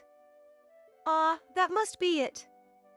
I keep getting hit with misfortune because of evil spirits. She's letting her imagination run wild, but that's not it. The rent there is really high, right? A lot of people can't maintain that standard of living and move out. As you'd expect, this luxury condo is for the wealthy. Temporarily successful investors and CEOs live there, but it seems difficult for them to keep paying over $1,000 a month in rent. Many move out within 2 to 3 years. Is that so? Well, I do have the financial means. If I hadn't gotten divorced, I could have kept living there normally. Clarice still puts on airs, but I can't help looking at her skeptically. Really? You were in quite a financial bind, weren't you? On what basis are you saying that? It's not good to make wild speculations. She argues back desperately, beads of sweat on her forehead. I have my reasons. First of all, you're always wearing brand name items, so I assume you spend quite lavishly. It's far more than a bank teller's salary could afford, right? How do you know the prices of brand name goods? She looks at me with the shock of discovering a new species. How rude. I'll have you know, I do business with my fair share of wealthy people. These days, you can easily look up the prices of brand name items online. That's true. As Clarice looks uncomfortable, I continue. If you're spending that extravagantly, it's clear you don't have much money. I don't know what your husband does, but he must have a high salary. You took advantage of that to splurge as you pleased, so you got kicked out. That's what I think. Whoa! You see right through me. She looks completely spooked, but she basically revealed all this herself. After all, I've seen Clarice and Terrence have flashy arguments in front of the entrance before. What do you mean? Get out! I'm at my limit with a wife who spends so much money without thinking of the future. Who do you think is earning that cash? They had that sort of exchange, and I've overheard similar conversations from time to time. So it was easy to imagine she got kicked out over money. After I explained all this, she looked utterly devastated. I thought people didn't get to know their neighbors these days, but you noticed so much. I do live right across from you. Sometimes I can't help but notice things. When I put it bluntly, Clarice covered her face with her hands and froze. How mortifying. To think I was such an open book. I heard it even when I didn't want to. Of course I'd find out if you're yelling that loudly. I retorted mercilessly, causing her to look even more ashamed. She tried to hide behind her suitcase. I wanted to sneak away because I didn't want anyone to know I got kicked out for being a spendthrift. Having everything brought to light is the worst. Too bad the person you least wanted to find out did. When I stated it plainly, Clarice shrank back further, looking even more uncomfortable. You've got that right. You really never know what life will bring. Well, you don't need to get all philosophical about your whole life. More importantly, if you're moving, shouldn't you get going? Passers-by have been glancing over here. And indeed, behind us, a man was looking our way with concern. In the middle of the night, two women were facing each other. One was trying to hide behind a suitcase. Of course that would make someone uneasy. It's all right. I called out to him, and he left. But he still had a suspicious look on his face. She watched the scene unfold with a despairing expression. Why are there people out so late at night? This area has turned into a proper residential neighborhood. Sometimes there are folks who work late and come home in the middle of the night. As I explained what should have been obvious, she exclaimed, "I can't stay here any longer." And with that, she dashed off, disappearing into the darkness. She's a noisy one, but I'd be glad if she's finally gone for good. With that thought, I returned to my apartment. However, a month later, I spotted a figure pacing back and forth many times in front of the luxury condo. As soon as that figure saw me, they approached. Clarice, is that you? Indeed, it was none other than Clarice, who I thought had left for good. I had gone for a walk to enjoy the nice weather and was returning in high spirits, but now that was ruined. Actually, I did move out of this luxury condo, but I couldn't find a new job. So I thought I'd somehow get my husband to take care of me again and came here. In the end, you're still relying on your husband, huh? Well, good luck persuading him then. I let out an exasperated sigh and tried to leave, but Clarice stood in front of me. The truth is, my attempt at persuasion already failed. I was walking around wondering what to do when I ran into you. I see. There's nothing I can do for you, so please move aside." Not wanting to get dragged into her mess, I tried to dash past her to my apartment entrance. But she persistently blocked my path. Wait! I need a little help. Hearing those words, I couldn't believe my ears. Did you forget what happened between us? Take a good look at your own actions. I know it's an unreasonable request. I'm not asking because I think there's a high chance. I'm betting on a slim possibility here. Why do you think there's even a possibility? I have zero intention of helping you, I said coldly, trying to hurry into my unit. How cruel. But then she started to cry. It's humiliating for me too, you know. And yet, to say you don't want to help, you must have lost all sense of human compassion. Are you saying it's my fault? Do whatever you want. She talks as if acknowledging her own wrongs, but then says I've lost all sense of human compassion. It's clear she hasn't reflected at all. Dealing with someone like this is just a waste of time. Fed up, I pushed her aside and climbed the stairs. Wait! You're really abandoning me! She let out a loud cry and chased after me. But at that moment, Shut up! How many times do I have to tell you? Maurice came bursting out of his apartment. As if on cue, 2 other residents also emerged. I was taking a nap, and now I'm wide awake. You're that person who made a ruckus sometimes, right? Letty said you moved out, so why are you back? Bombarded with remarks like these, Clarice froze in shock. You don't have to say all that out of nowhere. No, that's not it. We've been bothered by your yelling for ages. We have a right to complain. Maurice angrily gave her a scary look, causing Clarice to cower. I suppose so. Still, you neighbors sure are close. This apartment building is pretty old. Some people have lived here for over a decade. The residents have known each other a long time.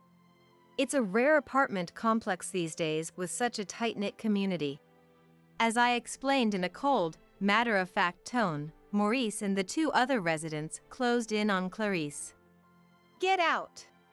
They said in a voice that seemed to rumble from the depths of the earth.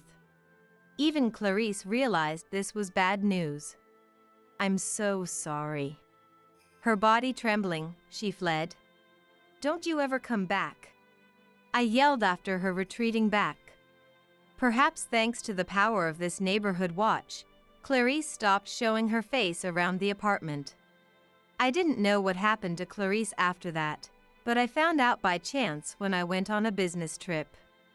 I entered a restaurant to have lunch, and there she was, working as an employee. Seeing me must have really thrown her off. Why are you here? Because she screamed. Of course, the male manager scolded her. But she seemed to have completely lost her composure. She dropped a glass of water, knocked over a salad. Mistakes left and right. I'm terribly sorry. She apologized over and over. You're completely incompetent. You're fired. But the manager berated her. The light may never shine on Clarice's life again. I couldn't shake the feeling. As for me, I'm still running my company to this day, steadily growing the business. A stuffed animal we recently released is selling well. I'm grateful we've entered mass production. I'm getting messages of thanks from children across the country, which makes me glad I chose this line of work. My relationships with the apartment residents are still good too. We often remark how nice it is that things have become peaceful. I'm so happy to be able to spend ordinary days without incident. Clarice was a real nuisance, but she taught me just how precious a mundane everyday life is. In any case, I'm fortunate to have found the best possible home. I want to live with a sense of gratitude for that. With such thoughts in mind, I'm working hard again today.